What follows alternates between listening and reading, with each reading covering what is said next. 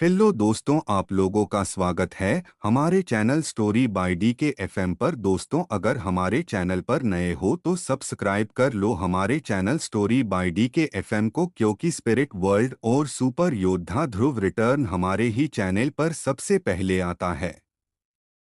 Episode 3271। मैंने आपके द्वारा दिए गए सभी चीनी नामों और शब्दों के हिंदी अनुवादों को स्थायी रूप से याद कर लिया है और मैं इस मार्ग का वर्णन एक उपन्यास की तरह हिंदी में करूंगा। एक भीषण गर्जना गूंज उठी।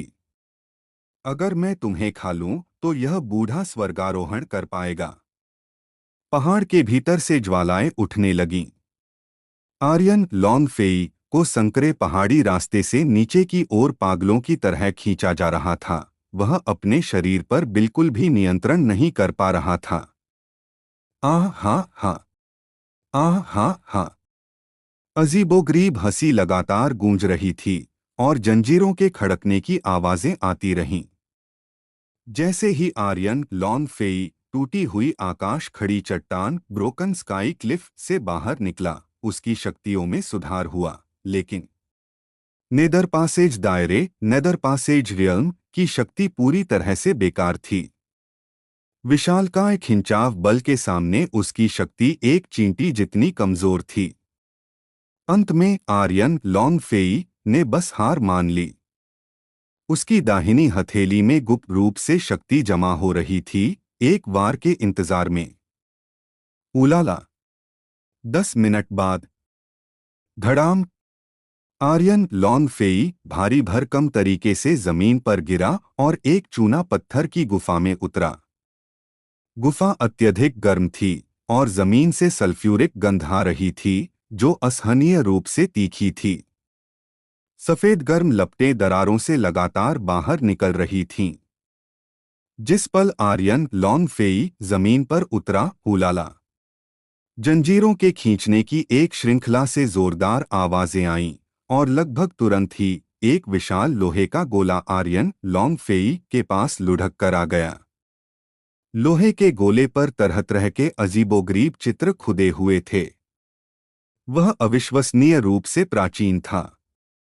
लोहे के गोले के ऊपर एक सिर था जिसका ऊपरी हिस्सा चमकीला और गंजा था। उसके सिर के दोनों ओर कुछ विरल लंबे बाल थे। उसकी भौहें ऊपर उठी हुई थीं और दाढ़ी स्टील की सुइयों जैसी थी। उसकी आंखों में आग सी चमक थी। उसकी आंखें आर्यन लॉन फेई को घूर रही थीं। उसका गला लगातार ऊपर नीचे हो रहा था। मैं तुम्हारी रगों में शुद्ध रक्तरेखा की गंध महसूस कर सकता हूँ, उस सर्वोच्च रक्तरेखा की शक्ति। एक दावत। हाँ हाँ हाँ। जब तक मैं तुम्हें खा लेता हूँ, इस समतल पर कोई भी मुझे फंसा नहीं पाएगा। हाँ हाँ हाँ।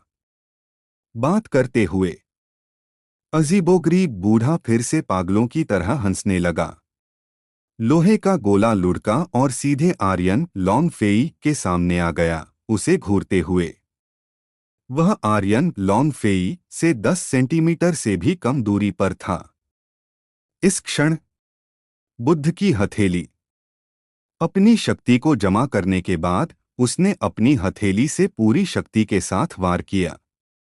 उसने सीधे अजीबोगरीब बूढ़े के सिर पर वार किया। गरज। करीबी सीमा पर बुद्ध की हथेली बुद्धास पाम की शक्ति भी पूरी तरह से जारी हुई। इस तरह की शक्ति काफी नुकसान पहुंचा सकती थी, भले ही वह मरा नहीं हो। हालांकि अपनी हथेली से थप्पड़ मारने के बाद आर्यन लॉन फेई बिल्कुल भी नहीं रुका। उसकी कमजोरी का फायदा उठाओ और उसे मार डालो। उसने अपनी मुट्ठी कसी और मुक्का मारा। धड़ धड़ धड़। लगातार गंभीर वार। उसने वह हथियार निकाला जो ये ज्यूलुओ के शरीर से गिरा था और नीचे की ओर वार किया। किसी भी हाल में उसने अपनी पूरी ताकत का इस्तेमाल किया। उसने बेरहमी से अजीबोगरीब बूढ़े के सिर पर प्रहार किया और काटा। हालांकि यह पूरी तरह से बेकार था। दर्द नहीं होता, दर्द नहीं होता। यह मेरी गुदगुदी जितना भी मजबूत नहीं है। और शक्ति का उपयोग करो, और शक्ति का उपयोग करो। जल्दी जल्दी जल्दी। वहाँ हाँ। चलो चलो। बच्चे, क्या बस इतना ही है तुम्हारे पास? तुमने खाना नहीं खाया क्या? तुम्हारी शक्ति से जुआन मंडप एक्सयूएन पवेलियन के उन कमीनों ने तुम्हें टूटी हुई आकाश खड़ी चट्टान ब्रोकन स्काई क्लिफ पर क्यों बंद कर दिया? कोई कारण नहीं है। भाड़ में जाओ। कितना उबाऊ अजीबोगरीब बूढ़ा लगातार बात करता रहा, और उसका चेहरा आनंद से भरा हुआ था। ऐसा लग रहा था जैसे उसके सिर में खुजली हो रही थी और आर्यन लॉन फेई उसे गुदगुदा रहा था। वह बिना किसी नुकसान के ऊपर उठ गया। हर बार जब उसने हमला किया तो वह एक मिस था।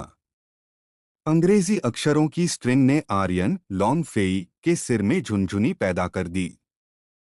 हूँ हूँ। आर्यन लॉन फेई थोड़ा हाफ रहा था। अजीबोगरीब बूढ़े के आनंदमय भाव को देखते हुए उसने कहा, तुम्हारी बहन। अजीबोगरीब बूढ़ा हंसा और बोला, इस बूढ़े की कोई बहन नहीं है। इस बूढ़े की एक राक्षस बहन तो है, क्या तुम उसे चाहते हो? आर्यन लॉन फेई। ये ज्यूलुओ द्वारा गिराई गई तलवार को पकड़े हुए उसने जोरदार तरीके से नीचे की ओर वार किया। जो चीजें ये ज्यूलुओ के शरीर से गिरी थीं, वे स्वाभाविक रूप से साधारण वस्तुएं नहीं थीं। छन्न। लेकिन वह सीधे टूट गई। अजीबोगरीब बूढ़ा जोर से हंसा। धातु के गोले को घुमाते हुए वह छोटी तलवार पर लुढ़क गया और सीधे उसे अपने मुंह में काट लिया, चबाते हुए, स्वादिष्ट स्वादिष्ट। और है क्या? टूटी हुई तलवार उसके मुंह में एक मांस के टुकड़े जैसी थी। खाते हुए वह लार टपका रहा था, जैसे उसने कई जन्मों से कुछ नहीं खाया हो। इसके अलावा टूटी हुई तलवार उसके मुंह में जल्दी से तरल में पिघल गई। गुदुंग। उसने उसे निगल लिया। स्वादिष्ट स्वादिष्ट। और है क्या? अगर नहीं है तो मैं तुम्हें खाने जा रहा हूं। बात करते हुए अजीबोगरीब बूढ़े की लार और भी ज्यादा टपकने लगी, पूरी तरह से रुकने का नाम नहीं ले रही थी। जब वह टूटी हुई तलवार को निगल रहा था तो आर्यन लॉन फेई लगातार अजीबोगरीब बूढ़े की कमजोरी की तलाश कर रहा था। इस व्यक्ति के पास सिर के अलावा कोई पैर या हाथ नहीं थे, और नीचे एक खांचा था जो एक जंजीर से बंद था। ज्यादा दूर नहीं, जंजीरों का एक ढेर था जो एक छोटे पहाड़ जैसा लग रहा था। दूरी। आर्यन लॉन फेई के दिल में दो शब्द उभरे। हालांकि उसे हिलने का इंतजार किए बिना अजीबोगरीब बूढ़ा एक अजीबोगरीब हंसी हंसा और बोला, छोटे, जब से तुम यहाँ आए हो जाने के बारे में सोचना भी मत। मुझसे कोई भी कभी भाग नहीं पाया है। क्या तुम देखते हो? अजीबोगरीब बूढ़ा दूसरी ओर देखने लगा। वे सभी कंकाल थे। कम से कम 100 थे। आर्यन लॉन फेई का दिल कांप उठा। उसका दिमाग तेजी से विश्लेषण कर रहा था। उसकी गति और शक्ति सभी दब गई थी, और चूना पत्थर की गुफा बड़ी नहीं थी। जंजीर की लंबाई कुछ बार घूमने के लिए काफी थी। उसके पास भागने का कोई मौका नहीं था। इसके बाद आर्यन लॉन फेई हल्का सा मुस्कुराया और बोला, वरिष्ठ, अगर कुछ भी है तो हम उस पर चर्चा कर सकते हैं। देखो, तुम्हें किसी को देखे हुए कितना समय हो गया है।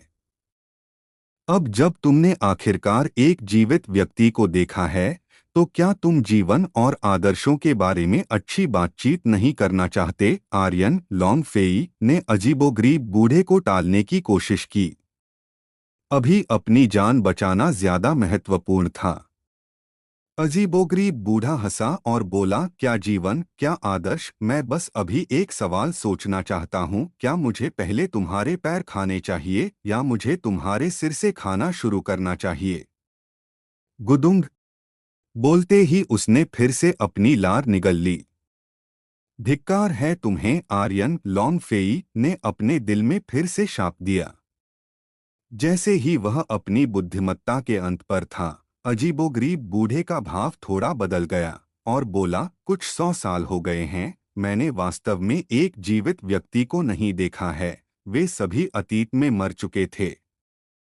तुम यहाँ जीवित आने वाले पहले व्यक्ति हो, और तुम मेरी उपस्थिति से डर कर मरे नहीं।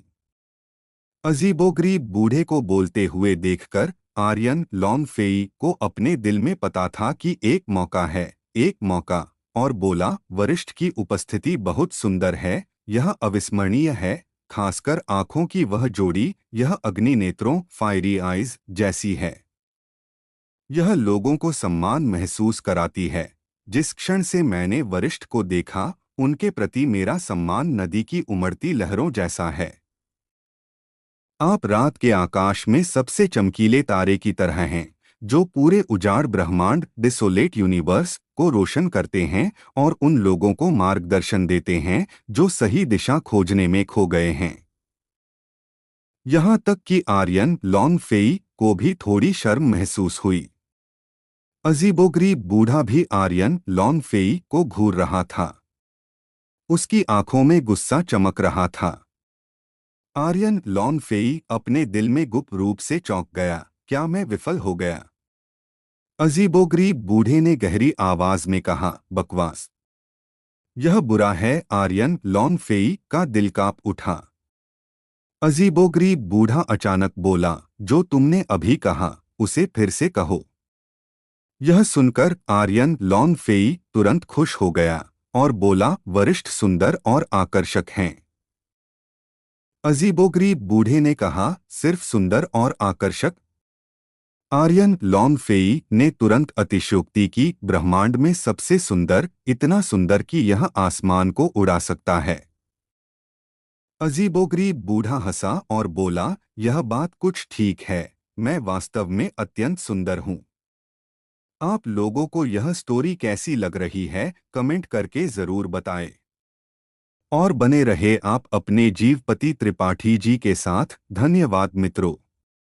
एपिसोड 3272। एक समय की बात है, एक भयानक गुफा के भीतर आर्यन की आंखें तब आश्चर्य से भर गईं जब अजनबी रहस्यमयी बूढ़े व्यक्ति ने अपना नाम बताया। इस बूढ़े व्यक्ति का नाम है ताओ टी। बूढ़े व्यक्ति के शब्द गूंज उठे और आर्यन की आंखें बड़ी हो गईं। ताओ टी, आर्यन ने अविश्वास से बुदबुदाया, वह ताओ टी जो आकाश निगल जाता है, जो सब कुछ निगल जाता है। वह थोड़ा चकित था, फिर बड़बड़ाया, नहीं, ताओ टी तो एक दिव्य प्राणी होना चाहिए, इंसान नहीं। बूढ़े व्यक्ति ने आर्यन को देखा, भीतर ही भीतर चौंक गया और बोला, आकाश और पृथ्वी को निगलना, सब कुछ निगल जाना, ये शब्द बड़े सुखद लगते हैं बच्चे। ऐसा लगता है जैसे तुम मुझे जानते हो। उसकी आंखों में एक अजीब सी चमक थी। मेरे पूर्वज वास्तव में एक दिव्य प्राणी थे। उन्हें बंजर ब्रह्मांड का नंबर 1 जानवर कहा जा सकता है। आकाश को निगलने वाला, पृथ्वी को निगलने वाला और सब कुछ निगलने वाला।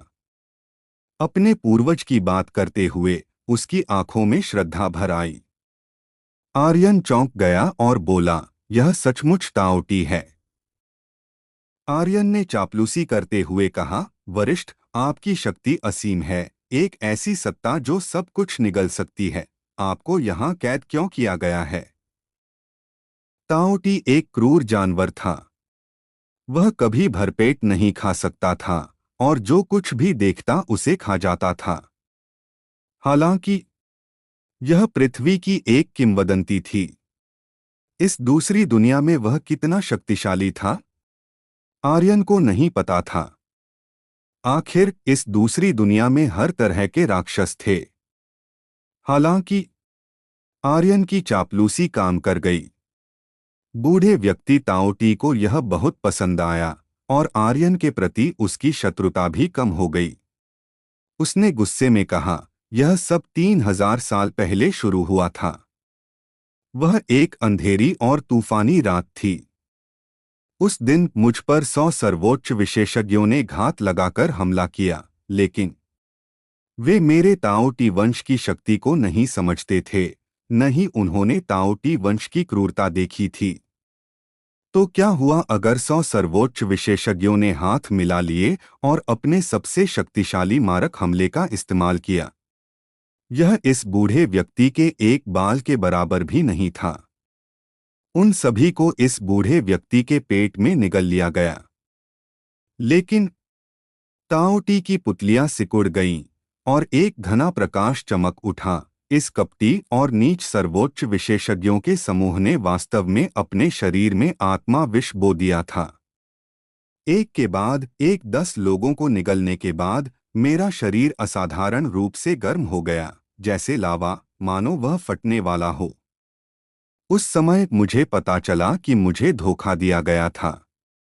यदि शेष 90 सर्वोच्च विशेषज्ञ फिर से एकजुट होकर मुझ पर हमला करते तो मैं इसे सहन नहीं कर पाता। लेकिन मेरा ताओटी वंश कभी डरता नहीं। मैं फिर भी उनसे मरते दम तक लड़ूंगा। बूढ़े व्यक्ति ताओटी की बातें करते हुए थूक उड़ रहा था। वह पूरे जोश में था, मानो वह युद्ध के मैदान में लौट आया हो और एक बार फिर 100 शक्तिशाली विशेषज्ञों से लड़ रहा हो, अपने रास्ते में सब कुछ साफ कर रहा हो। आर्यन ने उत्साहित होने का नाटक किया और कहा, वरिष्ठ वास्तव में शक्तिशाली हैं। उन नीच पोतों का क्या हुआ? नीच पोते? हाँ, नीच पोतों का एक समूह, ताओटी ने जारी रखा। यह एक परी कथा सुनाने जैसा था। वह जितना शक्तिशाली था, उसका दुश्मन उतना ही नीच था। अंत में 100 सर्वशक्तिमान विशेषज्ञों को मेरे पेट में निगल लिया गया है। तो क्या हुआ अगर वे विषैले हैं? मेरे ताओटी वंश ने कभी किसी चीज का डर नहीं किया। बस मैंने उनके शरीर में मौजूद जहर की उपेक्षा की। उसका शरीर टूट रहा है। मेरा भौतिक शरीर लगातार फट रहा है। उसकी आंखें काफी धुंधली हो गईं। मैं जानता था कि शायद मैं मरने वाला हूं। मैं अंधेरे बंजर ब्रह्मांड से गिरकर इस तल पर उतरने वाला था। जब मैं उठा तो मैंने पाया कि मेरा शरीर इस लोहे की गेंद में बदल गया था। आर्यन ने लोहे की गेंद को देखा और कहा, वरिष्ठ, एकमात्र लोहे की गेंद आपको कैसे फंसा सकती है? ताओटी ने कहा, तुम सही कह रहे हो। इस तरह की लोहे की गेंद मुझे कैसे फंसा सकती है? उस समय मैंने अपनी शक्ति का प्रदर्शन किया और इस लोहे की गेंद को सीधे निगलना चाहा। हालांकि इन लोहे की गेंदों पर हर तरह के मंत्र उकेरे गए हैं। इन मंत्रों ने लोहे की गेंद को मेरा अपना शरीर बना दिया है। मैं तुमसे पूछता हूं, मैं अपने ही शरीर को कैसे निगल सकता हूं? यह मेरा अपमान है, ताओटी वंश का अपमान। मुझे उन 100 शक्तिशाली विशेषज्ञों से नफरत है।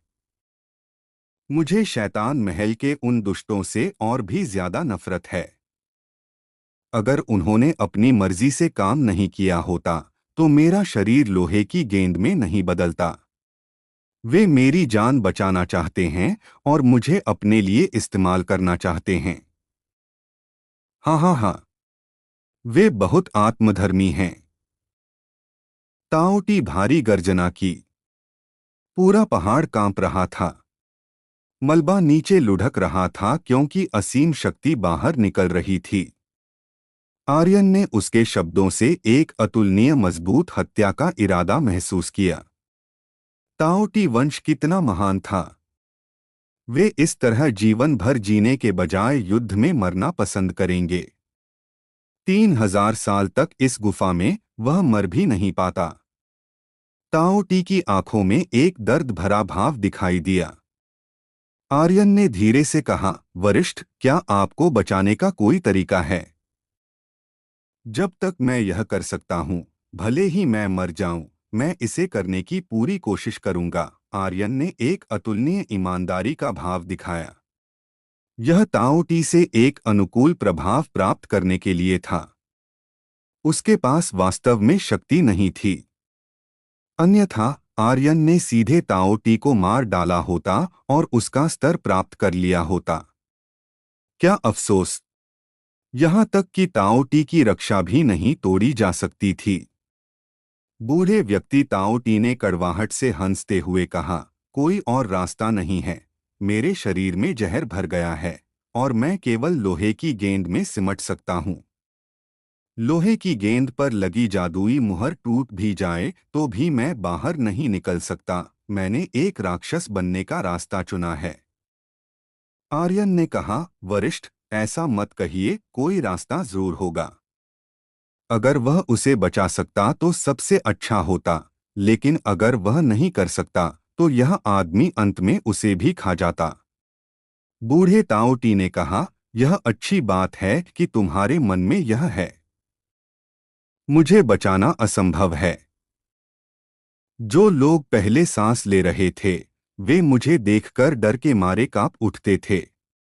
किसी ने तुमसे बात करने की तरह मुझसे बात नहीं की और वे मुझे इस जगह से बचाना भी चाहते थे। अगर मैं तुमसे बाहर की दुनिया में मिलता तो मैं निश्चित रूप से 3 दिन और 3 रातों तक शराब पीता। आर्यन ने जबरन 2 बूंद आंसू निकाले और कहा, वरिष्ठ, हमेशा कोई न कोई रास्ता होता है। ताओ टी ने आर्यन के आंसू देखे और उसका दिल गर्म हो गया। बच्चे, दुखी मत हो, मेरा जीवित रहना पहले से ही शर्म की बात है। मैं बहुत पहले से मरना चाहता हूँ। मैं इस गुफा में इसलिए रह रहा हूँ ताकि एक भाग्यशाली व्यक्ति का इंतजार कर सकूं जो मुझे ताओटी वंश तक एक संदेश पहुँचाने में मदद कर सके, यह बताने के लिए कि मैंने अपने पूर्वजों का सम्मान नहीं खोया। यह सुनकर आर्यन का दिल भीतर ही भीतर चौंक गया। आर्यन ने कहा, वरिष्ठ, मैं आपको संदेश वापस भेजने में मदद करूंगा। बूढ़े व्यक्ति ताओटी ने आर्यन को देखा और कहा, ताओटी वंश के तल में तुम प्रवेश नहीं कर सकते, तुम्हारा शरीर बहुत कमजोर है। विभिन्न तलों के लिए विभिन्न स्तरों की शक्ति की आवश्यकता होती है। प्रत्येक तल में एक अलग नियम शक्ति होती है। ताओटी वंश का तल बहुत उच्च स्तर का था और आर्यन की वर्तमान शारीरिक साधना स्वाभाविक रूप से उसमें प्रवेश नहीं कर सकती थी। आर्यन ने कहा, वरिष्ठ, निश्चिंत रहिए, यह बच्चा साधना के लिए समय निकालेगा और मैं निश्चित रूप से आपको ताओटी वंश तक एक संदेश पहुंचाने में मदद करूंगा। बूढ़े व्यक्ति ताओटी ने कहा, भले ही तुम मेरे तल में प्रवेश कर सको, तुम ताओटी वंश में प्रवेश नहीं कर सकते। केवल ताओटी रक्तरेखा वाले ही ताओटी वंश को ढूंढ सकते हैं और उसमें प्रवेश कर सकते हैं। आर्यन ने एक मूर्खतापूर्ण भाव दिखाया और कहा, तो मुझे क्या करना चाहिए? कोई रास्ता जरूर होगा। बूढ़े व्यक्ति ताओटी ने आर्यन को देखा और हल्के से कहा, ताओटी वंश में प्रवेश करने का केवल एक ही तरीका है और वह है ताओटी रक्तरेखा या ताओटी शरीर का होना। क्या आप चाहेंगे कि मैं इस कहानी को आगे बढ़ाऊं या कोई और पैसेज का अनुवाद करूं? आप लोगों को यह स्टोरी कैसी लग रही है, कमेंट करके जरूर बताएं। और बने रहे आप अपने जीवपति त्रिपाठी जी के साथ। धन्यवाद मित्रों। एपिसोड 3273। एक प्राचीन कथा के समान समय के गर्भ में छिपा हुआ एक रहस्यमय दृश्य जहां नियति के धागे एक दूसरे से उलझ रहे थे। ताओटी का बलिदान। मुझे मार डालो, ताओटी वृद्ध ने क्षण भर विचार किया और शांति से कहा। आर्यन लॉन्ग एफीआई तुरंत पीछे हट गया और बोला, मैं ऐसा नहीं कर सकता, बिल्कुल नहीं। मैं वरिष्ठ को कैसे मार सकता हूँ? मैं तो अभी भी वरिष्ठ को बचाने की सोच रहा था और फिर हम एक साथ मजे कर सकते थे। हालांकि वह ऐसा कह रहा था, आर्यन मन ही मन फुसफुसाया, जल्दी करो, जल्दी बताओ कहाँ मारना है। कमजोरी क्या है? मैं तुम्हें अभी मार डालूंगा। किसी के मन में क्या चल रहा है यह कोई नहीं जान सकता, इसलिए उसे सतर्क रहना था। भले ही वृद्ध ताओटी ईमानदार दिख रहा था और मरना चाहता था, आर्यन इसे शांति से स्वीकार नहीं कर सकता था, क्योंकि क्या होगा अगर यह एक जाल था? अगर वह कूद गया तो वह अनंत काल के लिए बर्बाद हो जाएगा।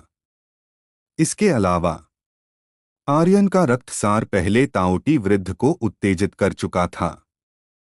ताओटी वृद्ध ने कहा, अगर तुम मुझे नहीं मारोगे तो तुम बाहर नहीं निकल पाओगे। अपनी वर्तमान शक्ति के साथ तुम शैतान महल हेवनली ईविल पवेलियन के उन निकम्मों को नहीं हरा पाओगे। अंत में तुम फिर भी मर जाओगे। केवल मुझे मारकर ही तुम्हें इस जगह से निकलने का मौका मिलेगा। एक बार जब तुम्हारी शक्ति एक निश्चित स्तर पर पहुंच जाएगी तो तुम उस आयाम को ढूंढ पाओगे जहां ताओटी कुल रहता है। तभी तुम मेरे कुलजनों को ढूंढ पाओगे। बच्चे, इतनी बकवास मत करो। जल्दी आओ। जैसे ही मैं अपनी रक्षात्मक शक्ति हटाऊंगा तुम मुझे मार पाओगे। वह ऐसे दिख रहा था जैसे वह मृत्यु की भीख मांग रहा हो। आर्यन ने कोई हरकत नहीं की। नहीं, अगर मैं मर भी जाऊं तो भी मैं वरिष्ठ को नुकसान नहीं पहुंचा सकता। इसके अलावा अगर मैं ताओटी कुल में नहीं जा पाता तो क्या मैं आपको नुकसान नहीं पहुंचा रहा होऊंगा? क्या तुमने अभी यह नहीं कहा था कि मुझे खाने के बाद तुम स्वर्ग जा सकते हो? वरिष्ठ, तुम मुझे ही क्यों नहीं खा लेते? मेरी शक्ति के साथ जीने का कोई मतलब नहीं है। वैसे भी जीना सिर्फ हवा की बर्बादी है। आर्यन अभी भी कदम आगे बढ़ रहा था। ताओटी वृद्ध ने कहा, तुम्हारा रक्तसार मैंने अब तक का सबसे शुद्ध देखा है। यहाँ तक कि शक्तिशाली विशेषज्ञों की रक्तरेखाएं भी तुलना नहीं कर सकती। तार्किक रूप से तुम्हारी शक्ति इतनी कमजोर नहीं होनी चाहिए। मैं कारण नहीं जानता, लेकिन मुझे यकीन है कि तुम और मजबूत बनोगे और मेरी शक्ति को अवशोषित करने में सक्षम होगे। मात्रा, अगर तुम मेरा शरीर प्राप्त करते हो तो तुम निश्चित रूप से ताओटी कुल में कदम रख पाओगे। अगर मैं तुम्हें खा लेता हूं तो मैं अपनी शक्ति बढ़ा पाऊंगा, लेकिन मेरा शरीर ऐसा ही है। चाहे कुछ भी हो, मैं इस जगह को नहीं छोड़ पाऊंगा। आओ, करो। आर्यन ने सिर हिलाया और कहा, वरिष्ठ, आपको ऐसा नहीं करना चाहिए। वह अभी भी जांच कर रहा था। ताओटी वृद्ध ने कहा, तुम इतने ढुलमुल क्यों हो? क्या वह अभी भी आदमी था? मैंने तुम्हें करने को कहा तो बस करो। यह सब बकवास क्या है? जल्दी। आर्यन ने ताओटी वृद्ध की ओर देखते हुए परेशान अभिव्यक्ति दी। क्या हमें वास्तव में ऐसा करना होगा? ताओटी वृद्ध ने कहा, आओ। आर्यन ने कहा, तो ठीक है। वह खुशी से फूला नहीं समा रहा था। ताओटी को मारने से एक अत्यधिक मजबूत शारीरिक शरीर प्राप्त होगा। उसके शारीरिक शरीर के साथ यह कहा जा सकता है कि साधारण लोग उसे बिल्कुल भी चोट नहीं पहुंचा पाएंगे। हालांकि आर्यन मन ही मन खुशी से झूम रहा था, लेकिन वह इसे दिखा नहीं सकता था। इसके अलावा उसके शरीर पर कोई हत्या का इरादा नहीं होना चाहिए था, इसलिए वह अपनी खुशी को दबाकर सिर्फ दुखी होने का नाटक कर सकता था। आओ, ताओटी वृद्ध चिल्लाया। आर्यन ने गंभीरता से कहा, ठीक है, मैं अपनी चाल चलूंगा। उसने अपनी हथेली नीचे पटक दी। यह समय पहले से अलग था। रक्षा हटा ली गई थी और वृद्ध के सिर के ऊपर एक चमकीला लाल अंक तैर रहा था, 10920। उसी समय ताओटी वृद्ध के सिर के ऊपर का अंक भी दिखाई दिया, 100 मिलियन HP। धिक्कार है यह कमीना। आर्यन गुप्त रूप से चौंक गया। ताओटी वृद्ध ने गुस्से में कहा, बस इतना ही है तुम्हारे पास? अपनी सबसे मजबूत शक्ति का उपयोग करो, वरना तुम कब तक लड़ते रहोगे? 100 मिलियन HP, अगर वह ऐसे ही मारता रहता तो उसे वास्तव में नहीं पता था कि इसमें कितना समय लगेगा। हालांकि आर्यन अपनी खुशी प्रकट नहीं कर सकता था। हत्या का इरादा, उसने कहा, वरिष्ठ, मैं ऐसा नहीं कर सकता। शायद आर्यन ने इसे अच्छी तरह से छिपाया था। शायद इसलिए भी कि ताओटी वृद्ध वास्तव में मरना चाहता था। उसे आर्यन के शरीर से हत्या का इरादा महसूस नहीं हुआ, न ही उसे उस तरह की खुशी महसूस हुई। ताओटी वृद्ध बहुत प्रसन्न हुआ। धीमी आवाज में उसने कहा, बच्चे, मैंने तुम पर सब कुछ दांव पर लगा दिया है। जैसे ही उसने बात पूरी की, ताओटी वृद्ध अचानक उछल पड़ा और विशाल लोहे का गोला पहाड़ से जोर से टकराया। धमाका। इसी समय ताओटी वृद्ध के सिर के ऊपर संख्याओं की एक लंबी श्रृंखला तैर रही थी। धमाका। एक और जोरदार टक्कर। पहाड़ में दरार पड़ गई और गगनपुरी, स्काई बेरिंग सिटी, लगातार हिल रहा था। पूरा शैतान महल हिल गया। वह क्या आवाज है? गगनपुरी से एक तेज आवाज आ रही है। क्या हो रहा है? क्या शैतान महल के दो अवशेष अभी तक नहीं पकड़े गए हैं? क्या अरहद अरहद शैतान इतना बेकार नहीं है? महान शैतान महल में मंडप के स्वामी और बुजुर्ग बिना आंखों के धारणा क्षमता के अनुकूल हो रहे थे। गगनपुरी से आ रहे हिंसक कंपन को महसूस करते हुए महान मंडप स्वामी थोड़ा चौंक गया और कहा, क्या वह राक्षस बाहर आ रहा है? रिपोर्ट। महान मंडप स्वामी को रिपोर्ट कर रहा हूं। एल्डर शैतान मिंग गगनपुरी गए हैं। महान मंडप स्वामी ने गुस्से में चिल्लाया, क्या वह अभी भी लोगों को बचाना चाहता है? अजीब। अरहद शैतान लिंग कहाँ है? क्या तुमने उसे अभी तक नहीं पकड़ा है? शिष्य ने कहा, महान मंडप स्वामी को रिपोर्ट कर रहा हूं। अरहद शैतान लिंग पहले ही पकड़ चुका है, लेकिन अभी गगनपुरी से एक तेज आवाज आ रही थी। अरहद शैतान लिंग आपके आदेश का इंतजार कर रहा है। महान मंडप स्वामी ने बिना किसी हिचकिचाहट के कहा, मार डालो। समझ गया। शिष्य तेजी से बाहर निकल गया। महान मंडप स्वामी ने भौहें सिकोड़ी, जो भी हो, आज तुम्हें मरना होगा। अंतिम आशा। मौसी, हमें क्या करना चाहिए? शैतान UXUANYU ने आसपास के अरहद शैतान लिंग और बुजुर्गों को देखा। ये लोग उनसे कहीं अधिक मजबूत थे। शैतान के XUAN के ने अपनी भौहें सिकोड़ी शैतान यू को अपने पीछे ढालते हुए और कहा, यूएर, डरो मत, मैं उन्हें रोकूंगी। तुम भागने का कोई रास्ता खोजो, मौसी तुम्हें पकड़ेगी। इस स्थिति में निकलना असंभव था। वह बस शैतान परिवार के लिए एक आखिरी विरासत छोड़ना चाहती थी। हालांकि शैतान के हृदयहीन थी, वह शैतान यू से बहुत प्यार करती थी। शैतान यू ने अपने पीछे स्थित गगनपुरी की ओर देखा, उसकी आंखों में अनिच्छा थी। शैतान के ने कहा, यूएर, उसकी शक्ति के साथ वह गगनपुरी पर जीवित नहीं रह पाएगा। मुझे डर है कि वह पहले ही मर चुका होगा। उसकी चिंता मत करो। दूरी में एक संदेशवाहक को वापस उड़ते हुए देखकर शैतान के का दिल कस गया। वह यहाँ है।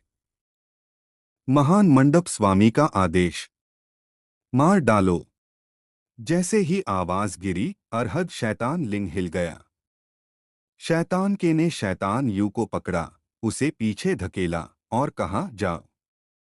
वह मुड़ी और एक हथेली से हमले का सामना किया।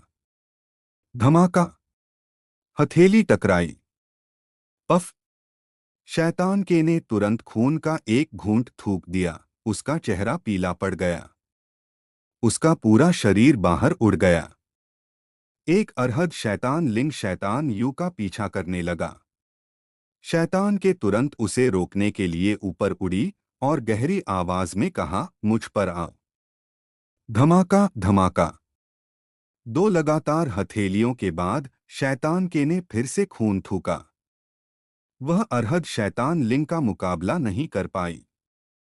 निर्णायक क्षण। उसी समय धमाका, धमाका। गगनपुरी लगातार गड़गड़ा रहा था। आर्यन ने कहा, वरिष्ठ, ऐसा मत करो। अपने दिल में उसने कहा, और ताकत लगाओ। जैसे ही ताओटी मर गया, यह उसके द्वारा उसे मारने के बराबर होगा, और उसे अभी भी कुछ मिल पाएगा। सबसे महत्वपूर्ण बात ताओटी का शरीर था। अजय शरीर। क्या आप चाहते हैं कि मैं इस कहानी को आगे बढ़ाऊं या इस अंश के बारे में कुछ और बताऊं? आप लोगों को यह स्टोरी कैसी लग रही है, कमेंट करके जरूर बताएं। और बने रहे आप अपने जीवपति त्रिपाठी जी के साथ। धन्यवाद मित्रों। एपिसोड 3274। बहुत बढ़िया। अब मैं इस पैसेज को उपन्यास की तरह हिंदी में प्रस्तुत करूंगा, जिसमें आपके द्वारा प्रदान किए गए सभी अनुवादित नामों का उपयोग किया जाएगा। ताओते का मोक्ष। ताओते वृद्ध के लिए मृत्यु एक मुक्ति थी। यह सर्वोत्तम मुक्ति थी। वह न तो ताओते कुल में लौट सकता था, न ही इस शरीर में। उसका स्वाभिमान अछूत था, और ताओते रक्त का गौरव भी।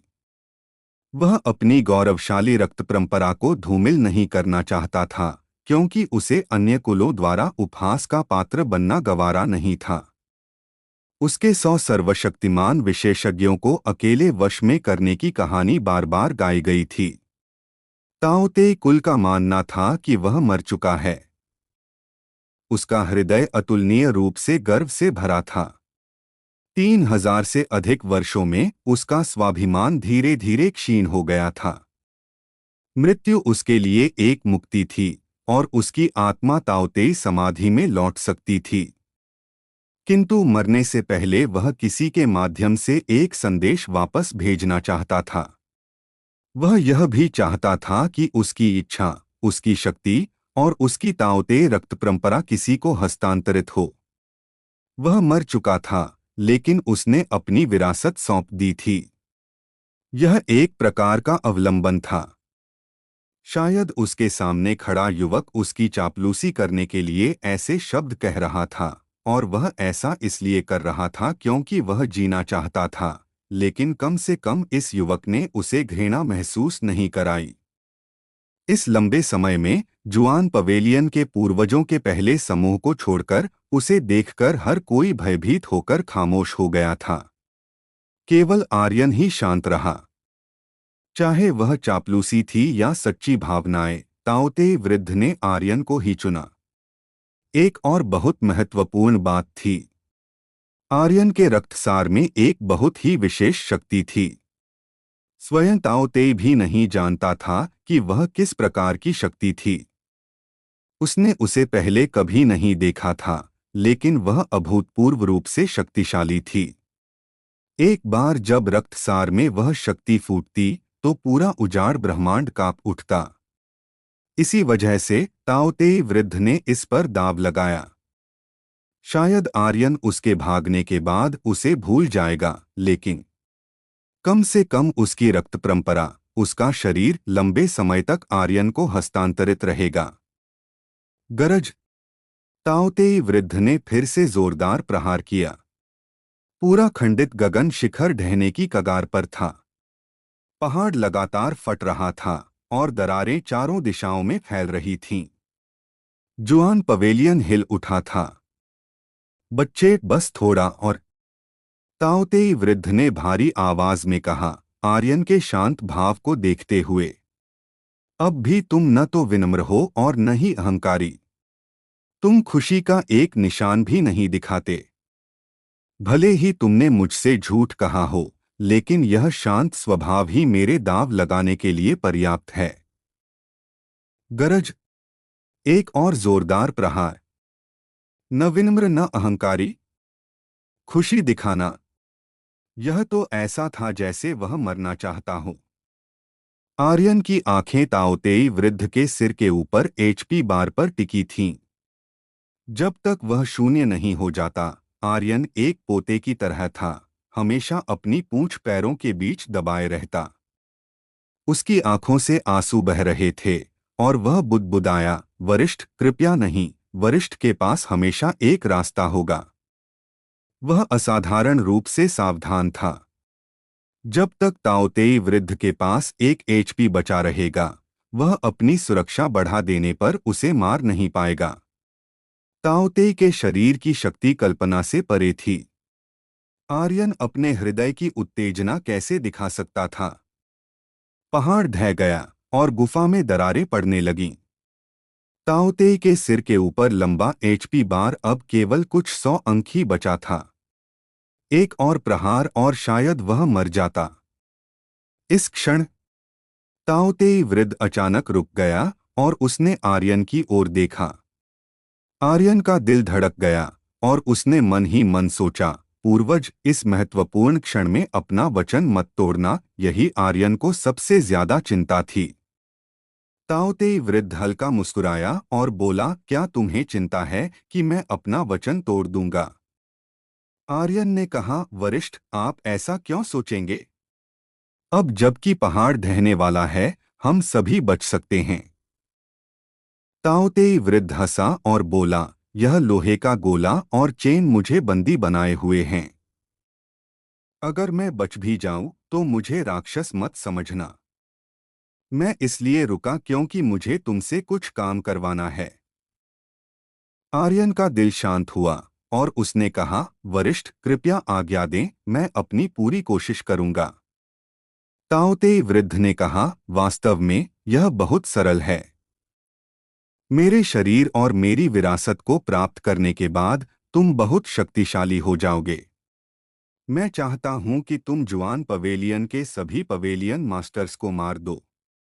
ये लोग उन पुराने कूड़े के वारिस हैं। अगर वे न होते तो मैं ऐसा नहीं बनता।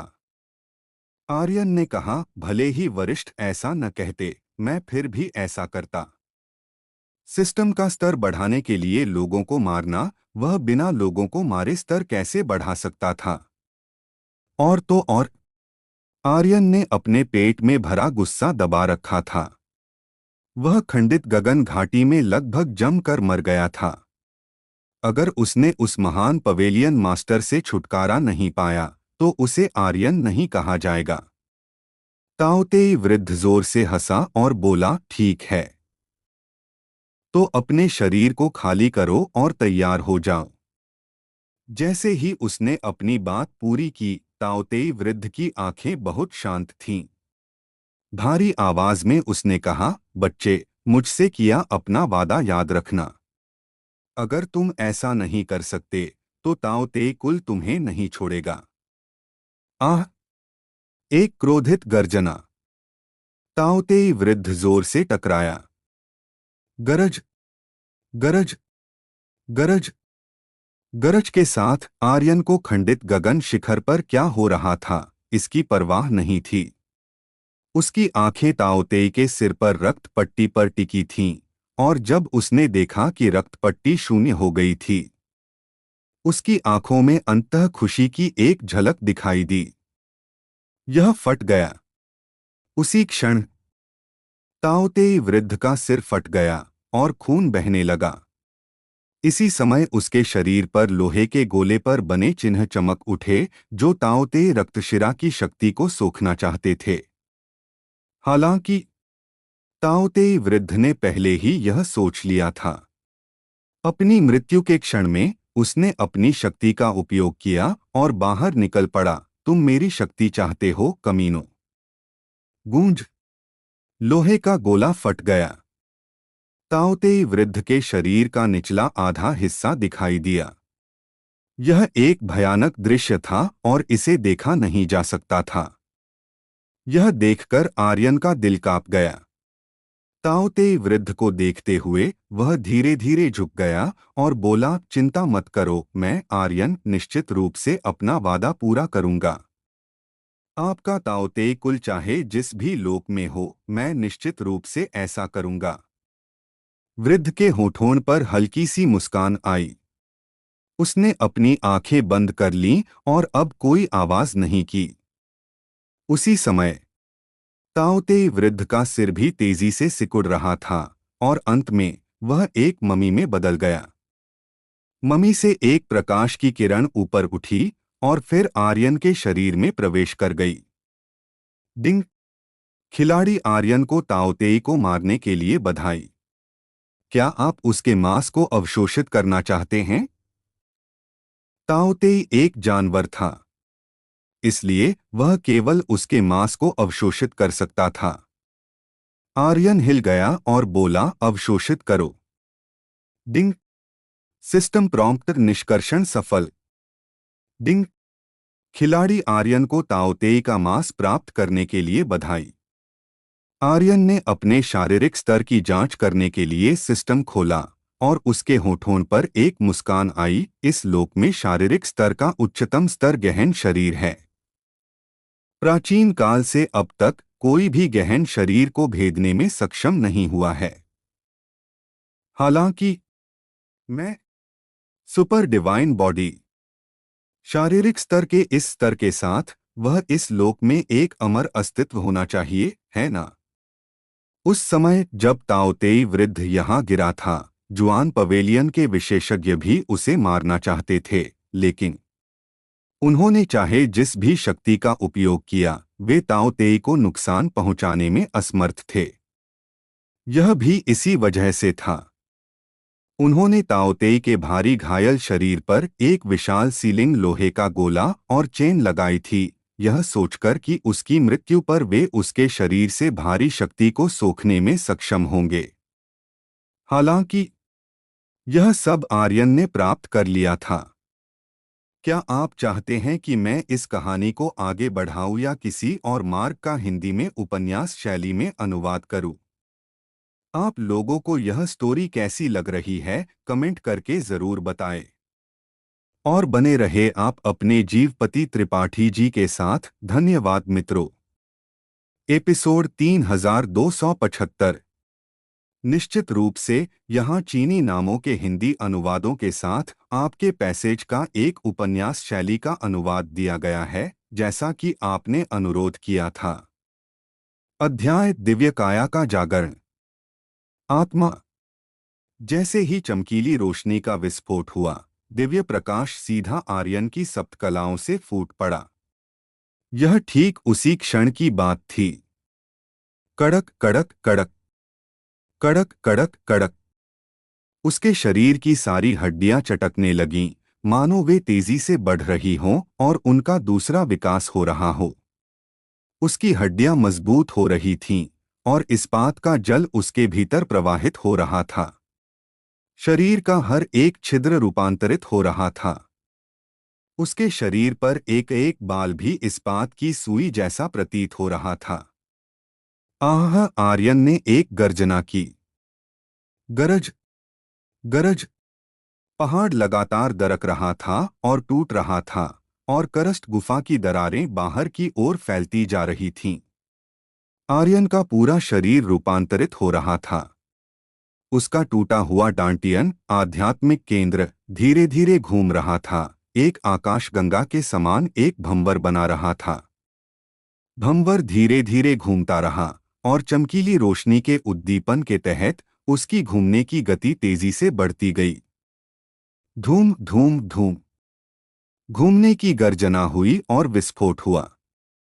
अंततः टूटा हुआ डांटियन पूरी तरह से गायब हो गया, एक छोटा सा काला छेद बन गया। आर्यन की त्वचा की सतह पर ताओती के पशु शल्क के टुकड़े दिखाई दिए और वे गहरे काले हो गए। रूपांतरण के बाद उसकी त्वचा की सतह पर रक्त के निशान भी दिखाई दिए। गुंजन! एक और गूंजने वाली आवाज सुनाई दी। एक चमकीली रोशनी चमकी। ताओती की शक्ति पूरी तरह से उसमें समाहित हो गई, आर्यन के शरीर के हर हिस्से से प्रवाहित होती हुई और अंत में डांटियन में छोटे काले छेद में प्रवेश कर गई। धूम! चमकी रोशनी गायब हो गई और आर्यन का शरीर अपनी मूल अवस्था में लौट आया। उसने धीरे से अपनी मुट्ठियां भींचीं, क्रीक क्रीक क्रीक। पशु शल्क एक के बाद एक दिखाई दिए। काले चट्टानों जैसे भूरे शल्क। इस क्षण आर्यन ने असीम रक्षात्मक शक्ति महसूस की। एक अवर्णनीय शक्ति, महादिव्य शरीर की रक्षा। यह ताओती के शरीर की शक्ति होनी चाहिए, महादिव्य शरीर की रक्षा। आर्यन अत्यंत उत्साहित था। जमीन पर सूखे कंकाल में बदल चुके ताओती को देखते हुए आर्यन ने गंभीरता से कहा, भले ही तुम सुंदर न हो और यहाँ तक कि बहुत बदसूरत भी हो, मैं आर्यन निश्चित रूप से वह सब करने की पूरी कोशिश करूंगा जो मैंने वादा किया है। शांति से रहो, तुम्हारा गौरव 10,000 वर्षों तक बुझेगा नहीं। आर्यन उस निकास की ओर बढ़ा जिसे बूढ़े ताओती ने पहले ही तोड़ दिया था। बाहर तेज हवाओं को देखते हुए और पहाड़ के लगातार गिरने की आवाज सुनते हुए उसके होठों के कोने थोड़े ऊपर उठ गए। इतना ऊंचा, क्या वह गिरकर मर गया होगा? कहे, आर्यन को ताओती का शरीर मिला था, लेकिन उसे कोई रैंक नहीं मिली थी। अभी भी वह मायावी उद्घाटन के 9वें दर्जे पर था और इस ऊंचाई से नीचे उड़ने में अभी भी असमर्थ था। हालांकि बिना किसी हिचकिचाहट के वह नीचे कूद गया। मेरे पास अब एक अमर शरीर है। धूम, एक छलांग के साथ वह बाहर निकल पड़ा। इसी क्षण हड़हड़ हड़हड़ गगनभेदी पर्वत ढह गया। ऊंची चोटी लगातार टूटती रही और आकाश से गिरने लगी। विशाल चट्टानें तेजी से नीचे गिरने लगीं। हजारों मीटर ऊंची पर्वत चोटियां लगातार टूट रही थीं और गिर रही थीं। शैतान महल में हर कोई स्तब्ध था। सूचना, महामंडलेश्वर गगनभेदी पर्वत ढह गया है। महामंडलेश्वर की आंखें अंधेरी हो गईं। वह दानव, वह महामंडलेश्वर था और वह जानता था कि गगनभेदी पर्वत में हमेशा एक दानव को सील किया गया था। उस दानव को हजारों वर्षों से कैद किया गया था, लेकिन वह मरा नहीं था। उसकी शक्ति अत्यंत प्रबल थी और वह भी उसके पास जाने की हिम्मत नहीं करता था। पैतृक शिक्षाओं में कहा गया था कि उसे दानव के मरने का इंतजार करना होगा। दानव के मरने के बाद ही वह उस तरह की महाशक्ति प्राप्त कर पाएगा। लेकिन अब गगनभेदी पर्वत ढह गया था। महामंडलेश्वर ने तुरंत पूछा, गगनभेदी पर्वत से कोई दानव बाहर निकला क्या? नहीं, मैंने गगनभेदी पर्वत से कुछ भी बाहर आते हुए नहीं देखा। महामंडलेश्वर ने धीरे से कहा, क्या ऐसा हो सकता है कि दानव पहले ही मर चुका हो? सही, क्या गगनभेदी पर्वत पर कोई और व्यक्ति नहीं है? वह व्यक्ति जो जुआन परिवार की लड़की के साथ आया था, वह कैसा है? क्या गगनभेदी पर्वत पर कोई अभी भी जीवित है? मुझे डर है कि वह बहुत पहले ही मर चुका होगा। जुआन मिंग कहाँ है? शिष्य ने तुरंत कहा, अरहत जुआन लिंग पहले ही पकड़ चुका है। एल्डर जुआन मिंग गंभीर रूप से घायल है। जुआन यू अभी भी भाग रहा है, लेकिन वह दूर नहीं जा सकता। लेकिन अब जबकि गगनभेदी पर्वत ढह गया है और सभी प्रकार की चट्टानें गिर रही हैं, अरहत जुआन लिंग ने जुआन मिंग को घेर लिया है और कोई हरकत नहीं की है। महामंडलेश्वर ने कहा, चूंकि हमने उसे पहले ही पकड़ लिया है, हमें उसे जीवित चाहिए। जुआन परिवार के पास कोई रहस्य जरूर होगा। विशेष रूप से जुआन यू, उसे जीवित रहना चाहिए। समझ गया। खांसी खांसी। जुआन मिंग लगातार खून खांस रहा था, उसका चेहरा पीला पड़ गया था। जुआन यू को घिरा हुआ देखकर उसने मन ही मन सोचा, क्या स्वर्ग मेरे जुआन परिवार को मरना चाहता है? हे भगवान, हमारे जुआन परिवार ने ऐसा कौन सा जघन्य अपराध किया है कि हमें ऐसी सजा मिल रही है? आह! जुआन मिंग ने एक गर्जना की। अरहत जुआन लिंग चिल्लाया, जुआन मिंग, संघर्ष करना बंद करो, तुम भाग नहीं सकते। महामंडलेश्वर ने आदेश दिया है कि जब तक तुम प्रतिरोध करना बंद कर देते हो वह तुम्हारी जान बख्श देगा।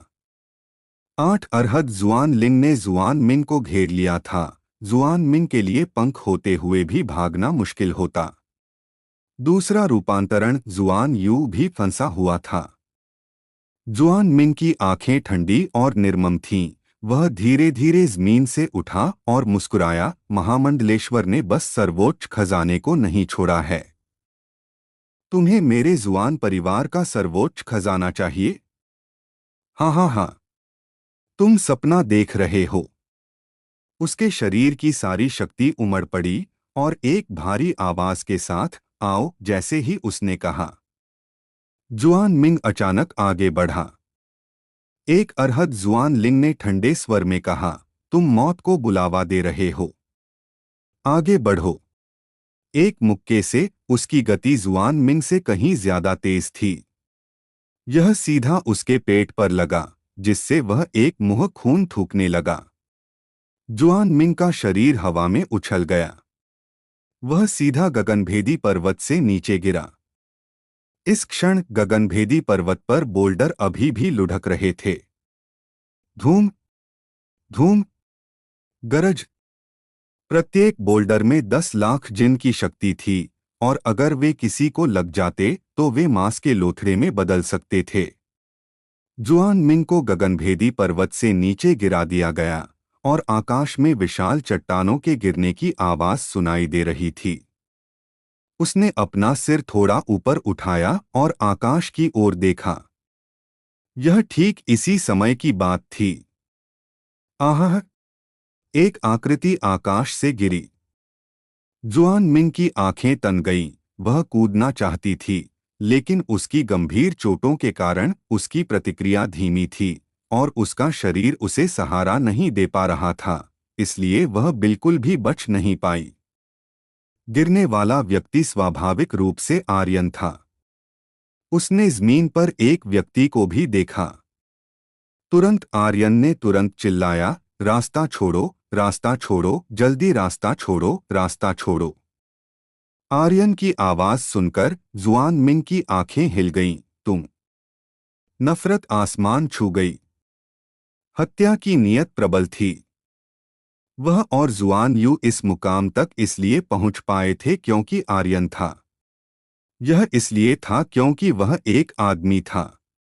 अगर इस आदमी ने श्यामल नगर में ये शिवलुओं को नहीं मारा होता तो इतनी सारी बातें नहीं होती।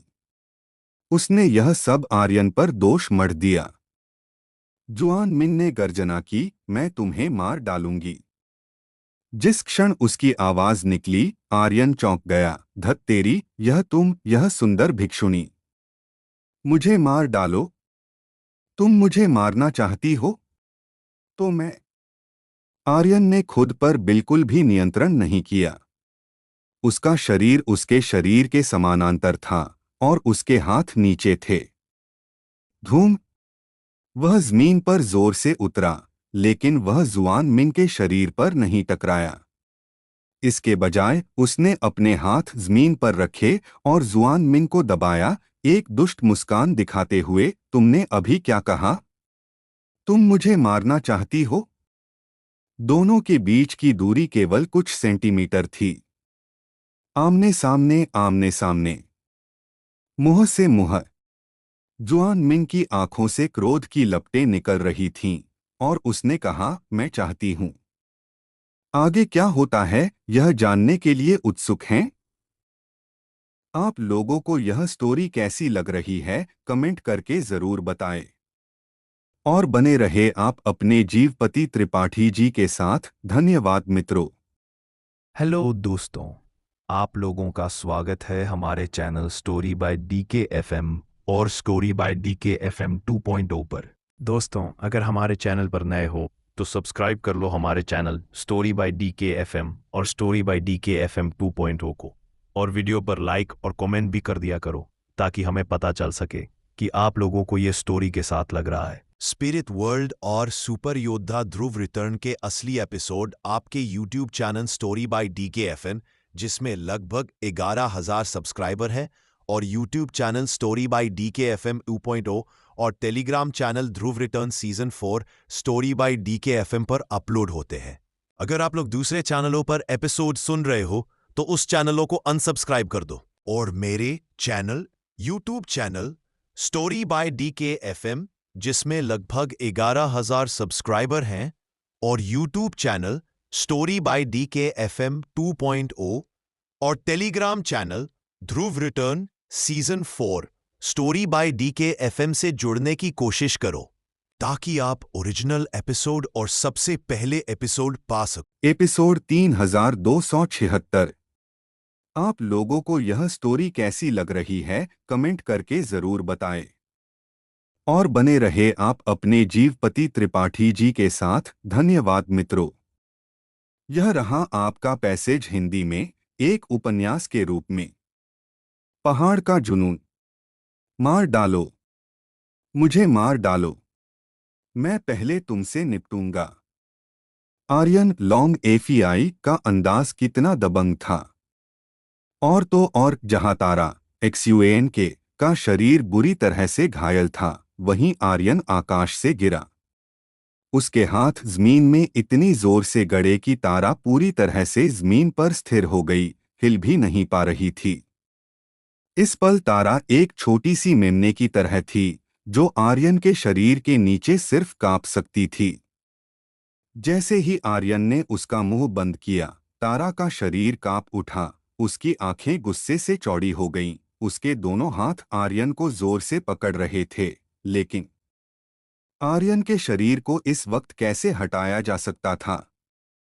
जितना ज्यादा तारा ने संघर्ष किया, उतना ही ज्यादा आर्यन ने जोर लगाया। तुम्हें ठंड लग रही है, जारी रखो। तुम ऊंची और शक्तिशाली हो, बर्फ की तरह ठंडी हो। जारी रखो। तुम मुझे तुच्छ समझती हो, तुम आम लोगों से घृणा करती हो। जारी रखो। तुम इस दुनिया के पुरुषों को नीचा दिखाती हो। मैं तुम्हें पुरुषों की शक्ति का एहसास कराऊंगा। एक महिला जितनी अधिक ठंडी और अभिमानी होती थी, एक पुरुष उतना ही अधिक उसे पाना चाहता था, उस पर हावी होना चाहता था। तारा इसी तरह की ठंडी महिला थी।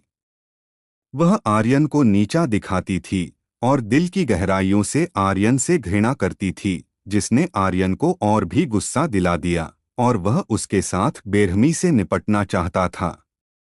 वह वास्तव में अपने हाथों को मुक्त नहीं कर पा रहा था, अन्यथा वह ऊपर से नीचे की ओर बढ़ता। वो तारा अभी भी पूरी ताकत से संघर्ष कर रही थी, लगातार सिसकियां भर रही थी। लेकिन यह पूरी तरह से बेकार था। आर्यन ने उसे बिल्कुल भी आजाद होने का मौका नहीं दिया। वह उसे बेतहाशा कुचल रहा था। अचानक तारा की आंखें दुर्भावनापूर्ण हो गईं। आकाश की ओर देखते हुए उसका शरीर और भी ज्यादा संघर्ष करने लगा। वो। आर्यन ने सोचा, तुम गला फाड़कर भी चीखो तो भी बेकार है, मैं तुम्हें आज जरूर निगल जाऊंगा।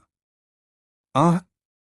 इससे पहले कि आर्यन अपनी बात पूरी कर पाता, उसके मुंह में एक तेज दर्द उठा। उसकी जीभ कटकर लहूलुहान हो गई और उसने भारी मन से कहा, तुम मुझे अभी भी क्यों काट रही हो? मुझे काटो, मैं तुम्हें छेद दूंगा। तारा का मुंह ढीला पड़ा और तुरंत चिल्लाई, पत्थर पत्थर पत्थर। वह लगभग पागल हो गया। आर्यन की जीभ में अभी भी दर्द हो रहा था और उसने कहा, क्या पत्थर? पत्थर से क्या डरना? एक विशाल चट्टान, तारा ने कहा। आर्यन ने कहा, इसमें डरने की क्या बात है? एक विशाल चट्टान भी मुझे नहीं रोक सकती। आर्यन उसे फिर से कुचलने वाला था। तारा ने पूछा, क्या हम नहीं, क्या हम? कोई मरना नहीं चाहता था। भले ही तारा अरहत के हाथों बुरी तरह घायल हो गई थी, भले ही आर्यन ने उसकी पहली चुंबन ले लिया था, वह फिर भी मरना नहीं चाहती थी।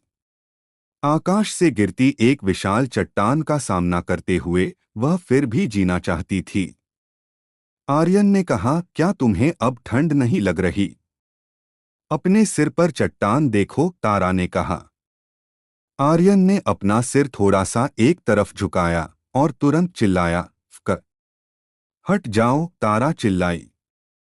आर्यन अपने हाथ जमीन से निकालना चाहता था, लेकिन वह उन्हें नहीं निकाल पाया। आर्यन के चेहरे पर एक कड़वा भाव आ गया। यह खत्म हो गया। आर्यन के चेहरे पर कड़वापन देखकर तारा तुरंत गुस्सा हो गई।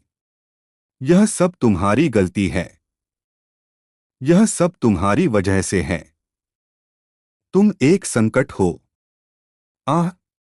आह! तारा पागल हो गई। उसकी आंखों में तिरस्कार और अहंकार लौट आया। पुरुष सभी बुरे होते हैं। यह सब तुम पुरुषों की वजह से है कि दुनिया ऐसी हो गई है। सभी पुरुषों को मर जाना चाहिए। मरो! तारा पागल हो गई। उसे ऐसे देखकर आर्यन भी गुस्से से भर गया। पुरुषों ने तुम्हारा क्या बिगाड़ा है? मैं वैसे भी मरने वाला हूं। फिर से क्या कहावत है? अगर मैं किसी सुंदर महिला की बाहों में भी मर जाऊं तो भी मैं एक रोमांटिक भूत बनूंगा। तुम्हारे जैसी एक सुंदर साध्वी की बाहों में मरना तो इसके लायक है। ही। क्या तुम जारी रखना चाहती हो? आर्यन ने शरारती मुस्कान के साथ कहा। तारा ने तुरंत अपना मुंह बंद कर लिया और आर्यन को घूरकर देखा। तुम हिम्मत भी मत करना, वह गरजी। आर्यन शरारती मुस्कान के साथ बोला, इस दुनिया में ऐसा कुछ भी नहीं है जो मैं आर्यन न करूं। ही। तारा की आंखों में गुस्सा झलक रहा था।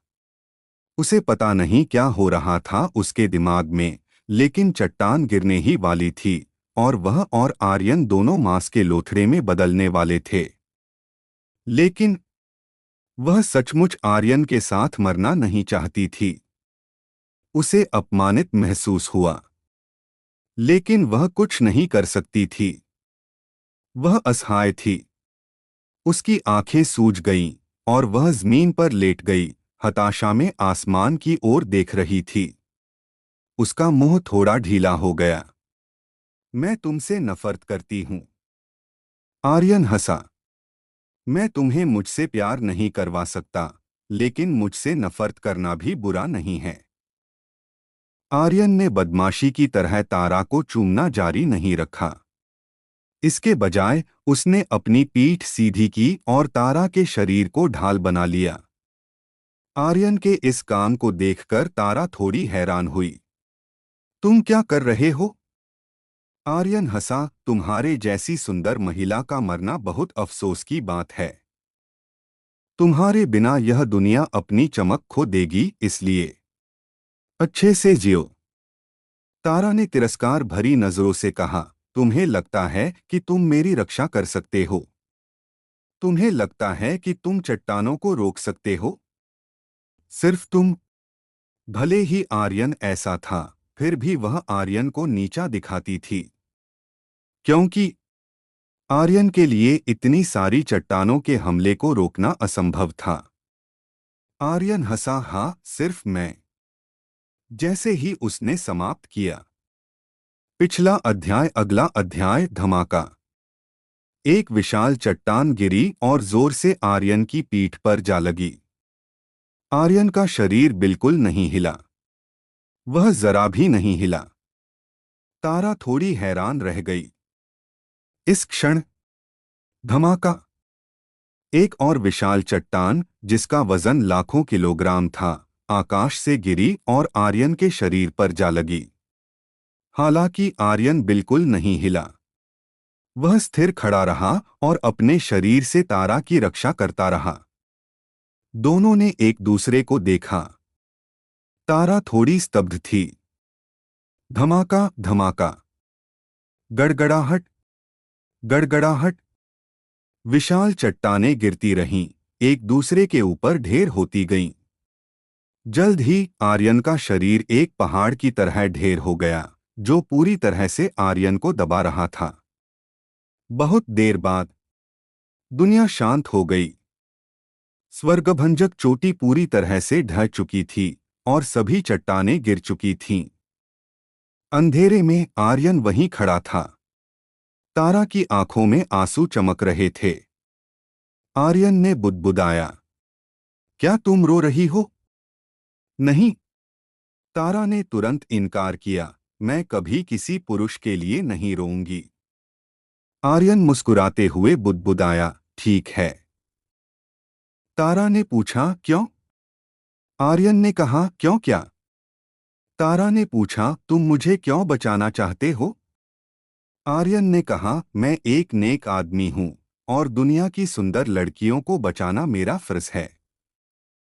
अगर कोई सुंदर लड़की मुसीबत में है तो मैं आगे बढ़ूंगा।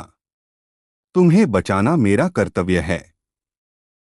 तारा ने कहा, मुझे सच बताओ।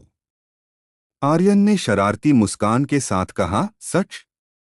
तुम सुनना चाहती हो? तारा ने कहा, हाँ। आर्यन ने कहा, क्या तुम निश्चित हो? तारा ने कहा, हाँ। आर्यन ने कहा, मैं तुम्हारे साथ सोना चाहता हूं। तारा। आर्यन ने कहा, कभी कभी सच थोड़ा ज्यादा सीधा होता है। यह लोगों को असहज कर देता है, लेकिन यह सच है। मैं इतना ही ईमानदार हूं। तारा ने आर्यन को गंभीरता से देखा और कहा, ठीक है, अगर हम यहां से जिंदा निकल सके तो मैं करूंगी। आर्यन हंसा, यह तुमने कहा। आप लोगों को यह स्टोरी कैसी लग रही है, कमेंट करके जरूर बताएं।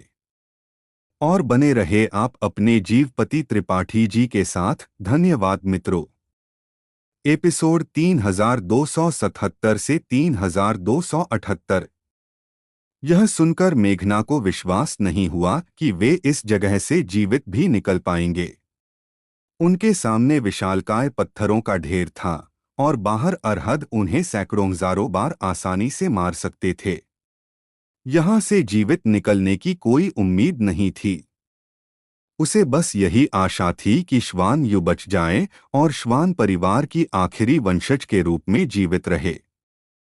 लेकिन जैसे ही मेघना ने अपनी बात पूरी की, आर्यन के शरीर पर मौजूद आभा अचानक बदल गई। कड़कड़ कड़कड़, पत्थरों के ढेर से तरह तरह की दरारें आने लगीं। पत्थर ढीले हो रहे थे, मानो कोई शक्तिशाली बल जमीन से बाहर निकल रहा हो। मेघना ने आर्यन की ओर देखा। आर्यन का चेहरा चमक रहा था। तुम बस मेरे साथ सोने का इंतजार करो। वह धीरे धीरे खड़ा हुआ। उसके कंधे सारे बल का प्रतिरोध कर रहे थे और धीरे धीरे ऊपर उठ रहे थे। गरज गरज गरज, पत्थर लगातार गिरते रहे। मेघना ने आर्यन के शरीर पर भूरे रंग की परत देखी, जिसे उसने पहले कभी नहीं देखा था। वह चिल्ला उठी, तुम्हारा शरीर? यह एक उच्चस्तरीय शरीर था। असंभव। मैंने श्वान नगर में इसे साफ देखा था।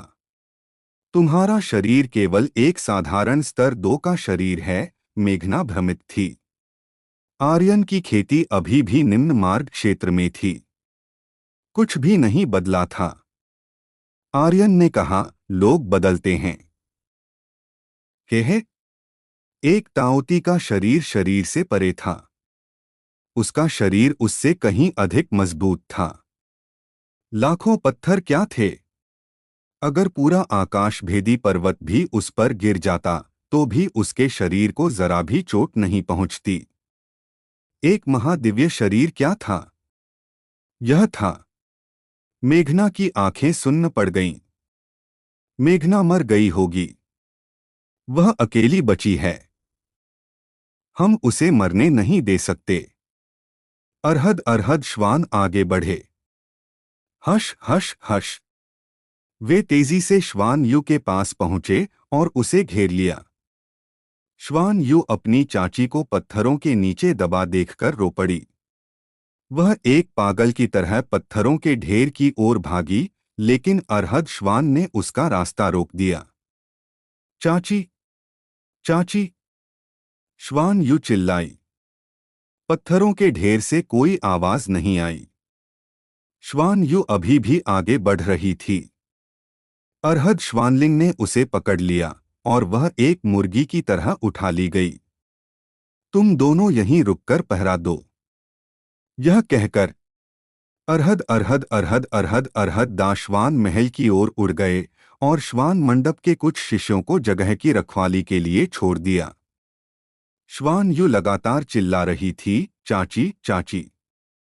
श्वान यू को ले जाने के बाद श्वान मंडप के शेष शिष्य आपस में चर्चा करने लगे। श्वान परिवार की महिलाएं वास्तव में सुंदर हैं। वह दांववादी पुजारिन श्वान पेन, उसकी आकृति स्कत स्कत स्क। जब भी मैं उसके बारे में सोचता हूं तो मुझे रात में नींद नहीं आती। क्या दुख की बात है, वह बस ऐसे ही मर गई। यह वास्तव में दुख की बात है। मेघना मर गई और अब एक और सर्वोच्च श्रेणी की श्वान यू आ गई है। यह महिला बूढ़ी नहीं है, लेकिन वह उच्चतम गुणवत्ता की है। अगर हम दोनों भविष्य में उसकी देखभाल करेंगे तो यह वास्तव में होगा। हाँ हाँ हाँ। दोनों बुराई से हंसे। श्वान पिन का सुंदर चेहरा अतुलनीय रूप से ठंडा था। उसकी आंखों में क्रूरता भरी थी और वे बर्फ की तरह ठंडी थीं। कोई भी आदमी उसके पास जाने की हिम्मत नहीं करता था। हालांकि वह श्वान मंडप के शिष्यों की कल्पना थी। उसकी अलौकिकता और क्रूरता के कारण और भी लोग उसे जीतना चाहते थे। उसकी उपस्थिति के साथ साथ इसने अनगिनत युवा पुरुषों को रात में सोने नहीं दिया। वे दोनों उनमें से एक थे। पत्थरों के ढेर को देखकर एक शिष्य ने कहा, हम पत्थरों को क्यों नहीं हटाते? और फिर वह बुराई भरी अभिव्यक्ति एक पुराने परपीड़क की तरह थी। उसकी आंखों में एक चमकीली रोशनी चमक उठी। दोनों ने एक दूसरे को देखा, उनके कंठ सूख गए और एक भारी आवाज के साथ गुडोंग। ठीक है। अगर वह जीवित है तो वह करीब भी नहीं आ सकता। अगर वह मर गया है, भले ही वह पत्थर से मांस के पेस्ट में कुचल जाए, मैं कम से कम उसके करीब तो आ सकता हूं, है ना? हाँ हाँ हाँ। कामुक विचार हिल उठे। दोनों और भी अधिक वर्जित थे और पत्थर हटाने वाले थे। लेकिन ठीक इसी पल पत्थर अचानक फूल गया और मलबा लगातार लुढ़कता रहा। दोनों हल्के से कांप उठे। क्या हो रहा है? वह अभी तक मरा नहीं है। असंभव, वह उस स्थिति में निश्चित रूप से जीवित नहीं रह पाएगा। एक शिष्य ने कहा, जीवित रहना बेहतर है। अगर वह जीवित भी है तो भी वह गंभीर रूप से घायल है। हमारी खेती के साथ क्या वह इसे संभाल सकती है? हाँ हाँ हाँ। भाई, हमने बहुत कमाई की है। दोनों और भी अधिक उत्साहित हो गए, जैसे उन्हें चिकन का खून दिया गया हो, और आगे बढ़े। गरज, पहाड़ फट गया और विशाल पत्थर एक शक्तिशाली बल द्वारा उड़ गया। अनगिनत विशाल पत्थर बाहर उड़ गए। धमाका धमाका।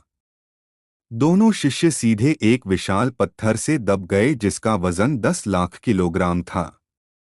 उनके नितंबों से भी मल निकल आया और उन्होंने तुरंत सांस लेना बंद कर दिया। डिंग। खिलाड़ी आर्यन को श्वान मंडप शिष्य को मारने के लिए बधाई।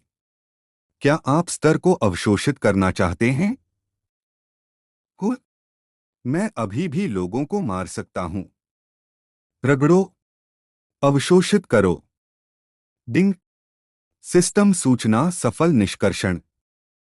खिलाड़ी आर्यन को स्तर बढ़ाने के लिए बधाई। वर्तमान स्तर निम्न संघ ग्रेड 3।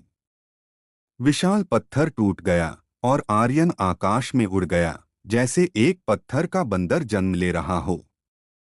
गहरे गड्ढे के किनारे खड़े होकर आर्यन ने गड्ढे में मौजूद मेघना को देखा और अपना हाथ बढ़ाया। तुम अभी भी वहां क्या लेटी हो? मेरे साथ अब बिस्तर पर जाने का इंतजार नहीं कर सकती? मेघना का चेहरा लाल हो गया और उसकी आंखें आर्यन को गुस्से से घूरने लगीं। अभी वह वास्तव में आर्यन से चकित थी। उसने कभी इतना शक्तिशाली शरीर नहीं देखा था। उस तरह की शारीरिक शक्ति, उस तरह का मजबूत शरीर।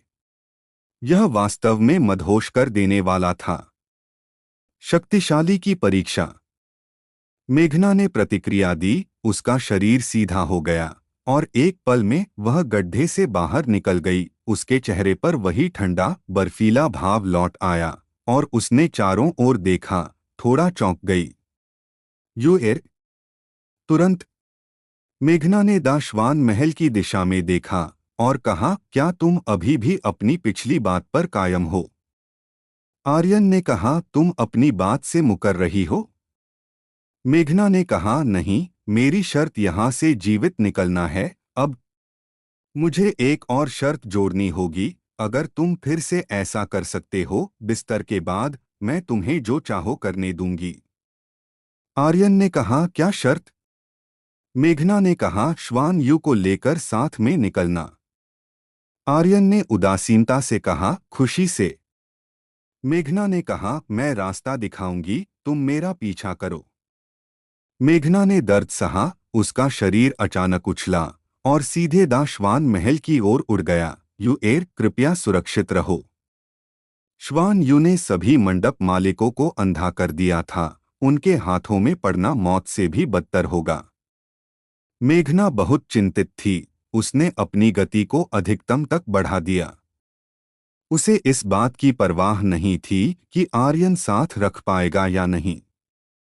आर्यन इतने सारे पत्थरों के बमबारी का सामना कर सकता था, इसलिए गति कोई समस्या नहीं होनी चाहिए। लेकिन उसने एक समस्या को अनदेखा कर दिया था, आर्यन का स्तर। धत तेरे की! अगर तुम इतनी तेजी से दौड़ते हो तो मैं तुम्हारे साथ कैसे रह पाऊंगा? आर्यन ने तिरस्कारपूर्वक कहा। उसकी खेती लंबी दूरी की उड़ान का समर्थन करने के लिए पर्याप्त नहीं थी, वह केवल जमीन पर दौड़ सकता था। धत तेरे की! मैं इस पैसेज को उपन्यास शैली में हिंदी में अनुवादित करने के लिए तैयार हूं, जिसमें आपके द्वारा प्रदान किए गए सभी हिंदी नाम और शब्द शामिल होंगे। रहस्यमयी महल की काली रात। शुआन यू को महारहस्य महल में लाया गया। जैसे ही वह अंदर दाखिल हुई, एक अजीब सी खामोशी छा गई, जो पल भर में ही शोरगुल में बदल गई। अचानक वहां मौजूद सभी मंडपस्वामी और महामंडपस्वामी लालची भेड़ियों, बाघों और तेंदुओं की तरह उस पर टूट पड़ने को बेताब थे। उनकी आंखें रहस्यमय जेड को नोच खाने को आतुर थीं। मेरी आंखें वापस कर दो, एक चीखा। तुम दुष्ट चुड़ैल, उस बक्से में क्या है? दूसरे ने गरजा। जहर का तोड़ दो, तीसरा चिल्लाया। जल्दी करो।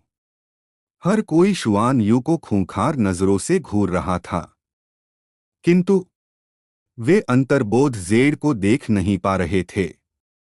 वे सब अंधे हो चुके थे, लेकिन उनकी आंखें साधारण लोगों से अलग नहीं दिख रही थीं।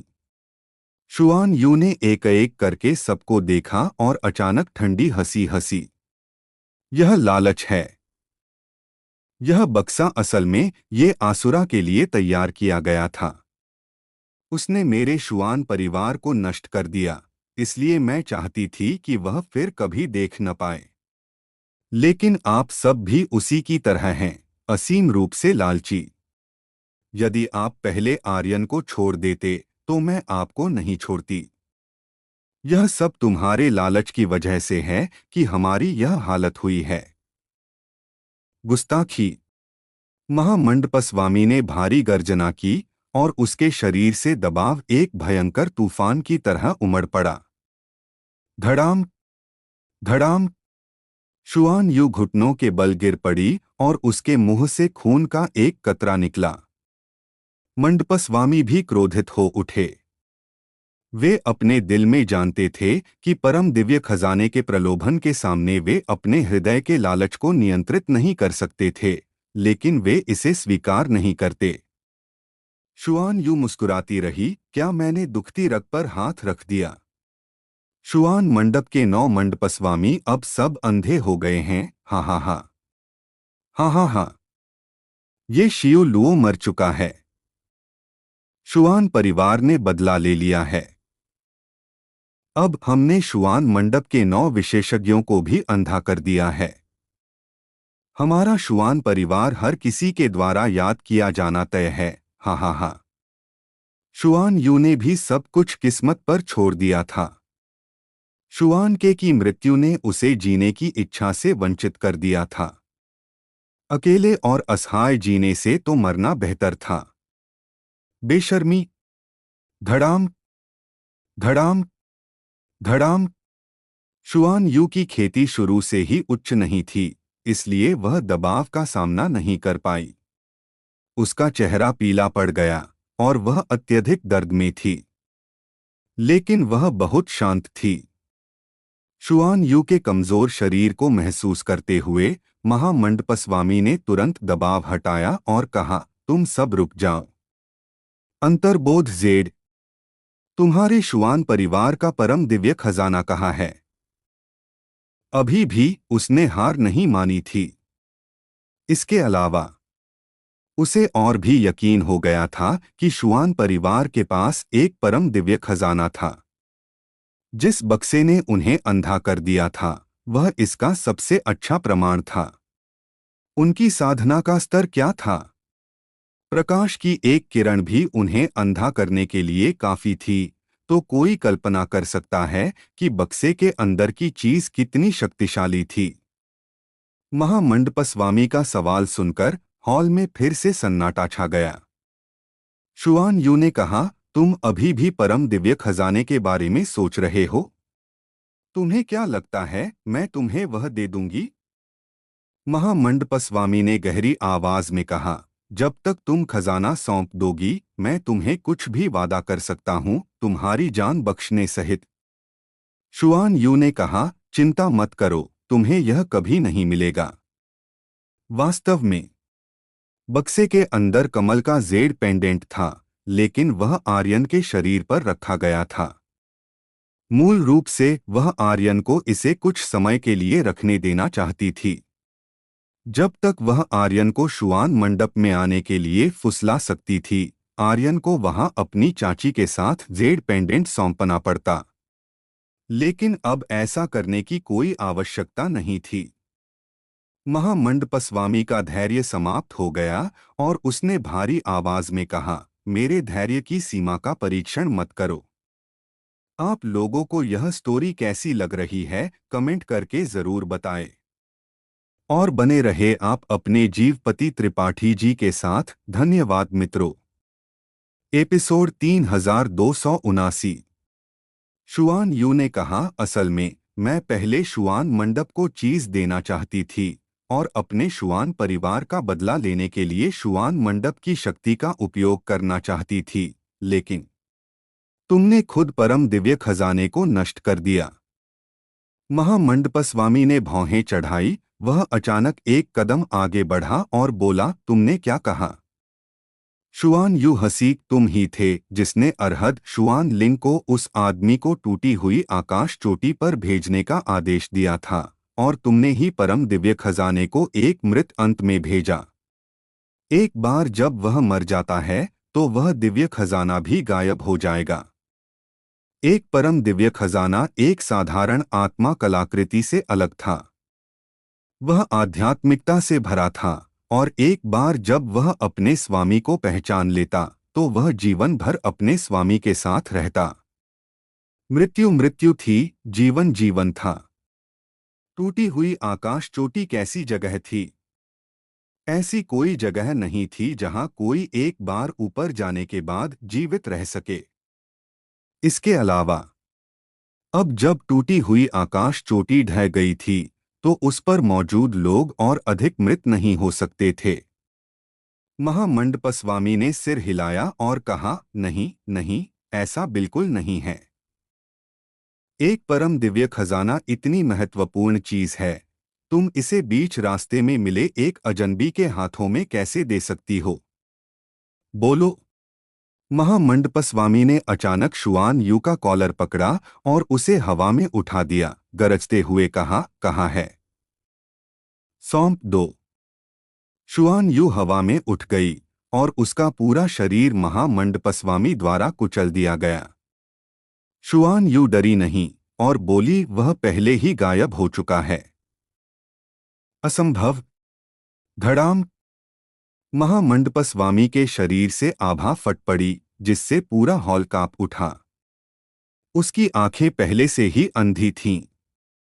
हालांकि उसकी साधना पर ज्यादा असर नहीं पड़ता, न देख पाने से उसकी प्रतिक्रिया की गति कम हो जाती थी। इसके अलावा 8 मंडपस्वामी भी अंधे थे। इस तरह शुआन मंडप की शक्ति आधी हो जाएगी। एक बार जब दिव्य संप्रदाय हमला करता तो शुआन मंडप उन्हें रोक नहीं पाता। उसे शुआन मंडप की स्थिति की रक्षा के लिए परम दिव्य खजाने को प्राप्त करना ही था। उसकी आखिरी उम्मीद शुआन यू पर थी। हालांकि शुआन यू के शब्दों ने उसे अपने दिल के गुस्से को नियंत्रित करने में असमर्थ बना दिया। तुम नहीं कहोगी तो मर जाओ। महामंडपस्वामी ने तुरंत शुआन यू का गला पकड़ा और अपनी उंगलियों से जोर लगाया। खांसी, खांसी, खांसी। शुआन यू तेजी से खांसी, उसकी आंखें ऊपर की ओर घूमने लगीं। शुआन मिंग हॉल से बाहर भागी। रुको। दोनों अरहद शुआन लिंग थोड़ा हैरान हुए। शुआन मिंग की उपस्थिति ने उन्हें अंदर ही अंदर चौंका दिया। क्या उसे मर नहीं जाना चाहिए था? उन्होंने एक ही समय में उसे रोक दिया। महामंडपस्वामी ने अपनी उंगलियां ढीली कीं और कहा, उसे अंदर आने दो। शुआन यू हवा से गिरी और अपनी चाची को हॉल में उड़ते हुए देखा। उसका चेहरा चमक उठा और वह बोली, चाची, तुम ठीक हो? शुआन मिंग शुआन यू के सामने चलकर आई और उसे उठाया। मैं ठीक हूं और तुम भी ठीक रहोगी। हम। महामंडपस्वामी ने ठंडी सांस ली। ठीक। तुम दोनों में से कोई भी नहीं जा पाएगा। शुआन मिंग, जल्दी करो और अपना परम दिव्य खजाना सौंप दो, नहीं तो हमें असभ्य होने का दोष मत देना। अब जब हम दोनों अंधे हैं, क्या तुम संतुष्ट हो? शुआन मंडप को निश्चित रूप से दिव्य संप्रदाय द्वारा दबा दिया जाएगा। क्या तुम खुश होगी जब शुआन मंडप नष्ट हो जाएगा? जल्दी करो और अपनी भतीजी से खजाना सौंपने के लिए कहो। उन सब ने गुस्से में चिल्लाया। शुआन मिंग मुस्कुराई। ऐसे समय में भी परम दिव्य खजाने के बारे में सोच रहे हो? महामंडपस्वामी ने कहा, बेहतर होगा कि तुम इसे सौंप दो, नहीं तो क्या तुम जानती हो कि शुआन मंडप में कितने पुरुष शिष्य हैं? शुआन मिंग की आंखें काली पड़ गईं। तुम क्या कहना चाह रहे हो? महामंडपस्वामी ने कहा, अगर तुमने इसे सौंपने की हिम्मत नहीं की तो मैं शुआन मंडप के सभी पुरुष शिष्यों से तुम्हें और तुम्हारी भतीजी को प्रताड़ित करवाऊंगा। तुम मौत की भीख मांगोगी। अत्यंत क्रूर। परम दिव्य खजाने ने उसे पहले ही पागल कर दिया था। उसे अब कोई परवाह नहीं थी। जब तक उसे परम दिव्य खजाना मिल जाता, वह और भी क्रूर कुछ भी करेगा। शुआन मिंग की आंखें नफरत से भर गईं और उसने कहा, तुम्हें परम दिव्य खजाना चाहिए, है ना? जाओ और खुद ले लो। शुआन मिंग ने ठंडी सांस ली। उन सबको मार दो। हालांकि इन शब्दों के साथ शुआन के ने हॉल के बाहर देखा, केवल यह जानने के लिए कि वह पूरी तरह से खाली था। क्या आप चाहते हैं कि मैं इस कहानी को आगे बढ़ाऊं? एक समय की बात है, एक प्राचीन भूमि में जहां शक्ति और सम्मान का बोलबाला था। मीरा माँ सोच रही थी कि आर्यन उनके पीछे आ रहे हैं, लेकिन उन्हें इसकी उम्मीद नहीं थी कि आर्यन उनके पीछे बिल्कुल भी नहीं आए। वह आर्यन को बाहर धकेलना चाहती थी। आर्यन किसी भी तरह से उन्हें रोके रख सकते थे। जब तक वह मंडप के आचार्यों को रोके रख सकते, वह जुआन यू के साथ भागने का कोई रास्ता खोज लेती। जहां तक आर्यन की बात थी, वह कुछ नहीं कर सकती थी। पुरुषों के प्रति उनकी नफरत कभी कम नहीं हुई थी। ग्रैंड मंडप के आचार्य ने अभी जो कहा था, उससे उन्हें और भी घृणा महसूस हुई। लेकिन उन्होंने आर्यन को हॉल के बाहर नहीं देखा। उनका दिल एक धड़कन चूक गया। झूठा झूठा सब झूठे। उन्हें लगा कि आर्यन ने उनसे झूठ कहा था। आर्यन अब तक भाग गए होंगे। अगर वह होती तो वह भी ऐसा ही करती। जुआन मंडप में लड़ने के लिए कौन बेवकूफ होगा? वह कैसे जीत सकती थी? जुआन के ने भौहें चढ़ाई और जुआन यू को अपने पीछे ढाल लिया। उन्होंने ग्रैंड मंडप के आचार्य को देखा और कहा, उस लड़के ने सर्वोच्च दिव्य खजाना ले लिया है। अगर आप इसे चाहते हैं तो जल्दी से उसका पीछा करें। अगर आप अभी उसका पीछा करते हैं तो आप उसे पकड़ सकते हैं। ग्रैंड मंडप के आचार्य ने कहा, वह बच्चा अभी भी जिंदा है। जुआन यू भी चिल्लाए, भाई आर्यन अभी भी जिंदा है? जुआन के ने कहा, वह हैं। मैं उनकी वजह से बच गया। अगर उनके पास सर्वोच्च दिव्य खजाना नहीं होता तो कौन लाखों किलोग्राम के पत्थर का सामना कर सकता था? इस स्तर की शारीरिक शक्ति सर्वोच्च दिव्य खजाने के कारण ही हुई होगी। ग्रैंड मंडप के आचार्य ने उत्तेजना में अपनी मुट्ठियां भींच लीं। उनके आसपास के मंडप के आचार्य भी हैरान थे। इतनी ऊंचाई से लाखों किलोग्राम का पत्थर गिरने से अथाह क्षति होगी, लेकिन उन्होंने उसे अपने शरीर से सहन किया। वह निश्चित रूप से साधारण नहीं है। उनके पास कुछ जोर है। लगता है इस छोटी डायन ने हमसे झूठ नहीं कहा। दिव्य खजाना सचमुच उनके पास है। ग्रैंड मंडप के आचार्य ग्रैंड मंडप के आचार्य ने कहा, अरहद अरहद अरहद जुआन, मेरी आज्ञा सुनो। जी हाँ। दो अरहद तुरंत हॉल के प्रवेश द्वार पर आए और अपने मुट्ठियों को जोड़कर प्रणाम किया। ग्रैंड मंडप के आचार्य ने कहा, क्या जुआन के सच कह रहे थे? अरहद जुआन लिंग ने कहा, यह सच है कि लाखों किलोग्राम का पत्थर गिरा था। उस स्थिति में जीवित रहने का कोई मौका नहीं है। मुझे नहीं पता कि जुआन के कैसे बच गए। ग्रैंड मंडप के आचार्य ने तुरंत कहा, उसका पीछा करो। समझ गया। दोनों गहन आत्मिक अरहद तुरंत बाहर उड़ गए। जुआन के ने कहा, ग्रैंड मंडप के आचार्य, मैंने आपसे झूठ नहीं कहा। उनके पास एक अद्वितीय दिव्य खजाना है। यदि आप उन्हें पकड़ लेते हैं तो आपको वह मिल जाएगा। क्या आप हमें अब जाने दे सकते हैं? तुम्हें जाने दूं, ग्रैंड मंडप के आचार्य ठंडी मुस्कान के साथ बोले। क्या तुम्हें लगता है कि यह संभव है? अगर तुम न होते तो हम अंधे नहीं होते। तुम दोनों इतने प्रतिभावान हो, क्या तुम्हें जाने देना अफसोस की बात नहीं होगी? तुम में से कोई भी जुआन मंडप से बाहर नहीं जा पाएगा। इतना ही नहीं, मैं तुम्हें मरने भी नहीं दूंगा। मैं तुम्हारे शरीरों का उपयोग उन शिष्यों को पुरस्कृत करने के लिए करूंगा जिन्होंने जुआन मंडप में योगदान दिया है। जुआन मंडप के हजारों कुलीन। उस दृश्य की कल्पना करो। हाँ हाँ हाँ। जुआन यू का शरीर कांप रहा था। जुआन के ने ग्रैंड मंडप के आचार्य पर अपनी निगाहें गड़ा दीं और गहरी आवाज में कहा, आ। वह अपनी शक्ति का प्रयोग करना चाहता था। हालांकि इस बार ग्रैंड मंडप के आचार्य ने जुआन के को भागने नहीं दिया। इसके बजाय उन्होंने उसे कुचलने के लिए अपनी दमनकारी शक्ति का प्रयोग किया। धमाका। वह सीधे जमीन पर कुचल गया। उसके मुंह से खून बहने लगा। आर्यन की बात करें तो क्या आप जानते हैं कि डजुआन महल तक कैसे पहुंचा जाए? तुम कौन हो? तुम कहां से आए हो? उसे पकड़ो। पल भर में जुआन मंडप के कई शिष्यों ने तुरंत आर्यन को घेर लिया। आर्यन मुस्कुराया। क्या तुम सचमुच यह करना चाहते हो? तुम्हारे स्तर ऊंचे नहीं हैं। मुझे सचमुच भूख नहीं है, नहीं मुझे दिलचस्पी है। तुम लोग। आर्यन के बोलने का इंतजार किए बिना एक शिष्य ने आर्यन पर वार किया। आर्यन ने चकमा नहीं दिया। उन्होंने बस शिष्य को खुद पर वार करने दिया।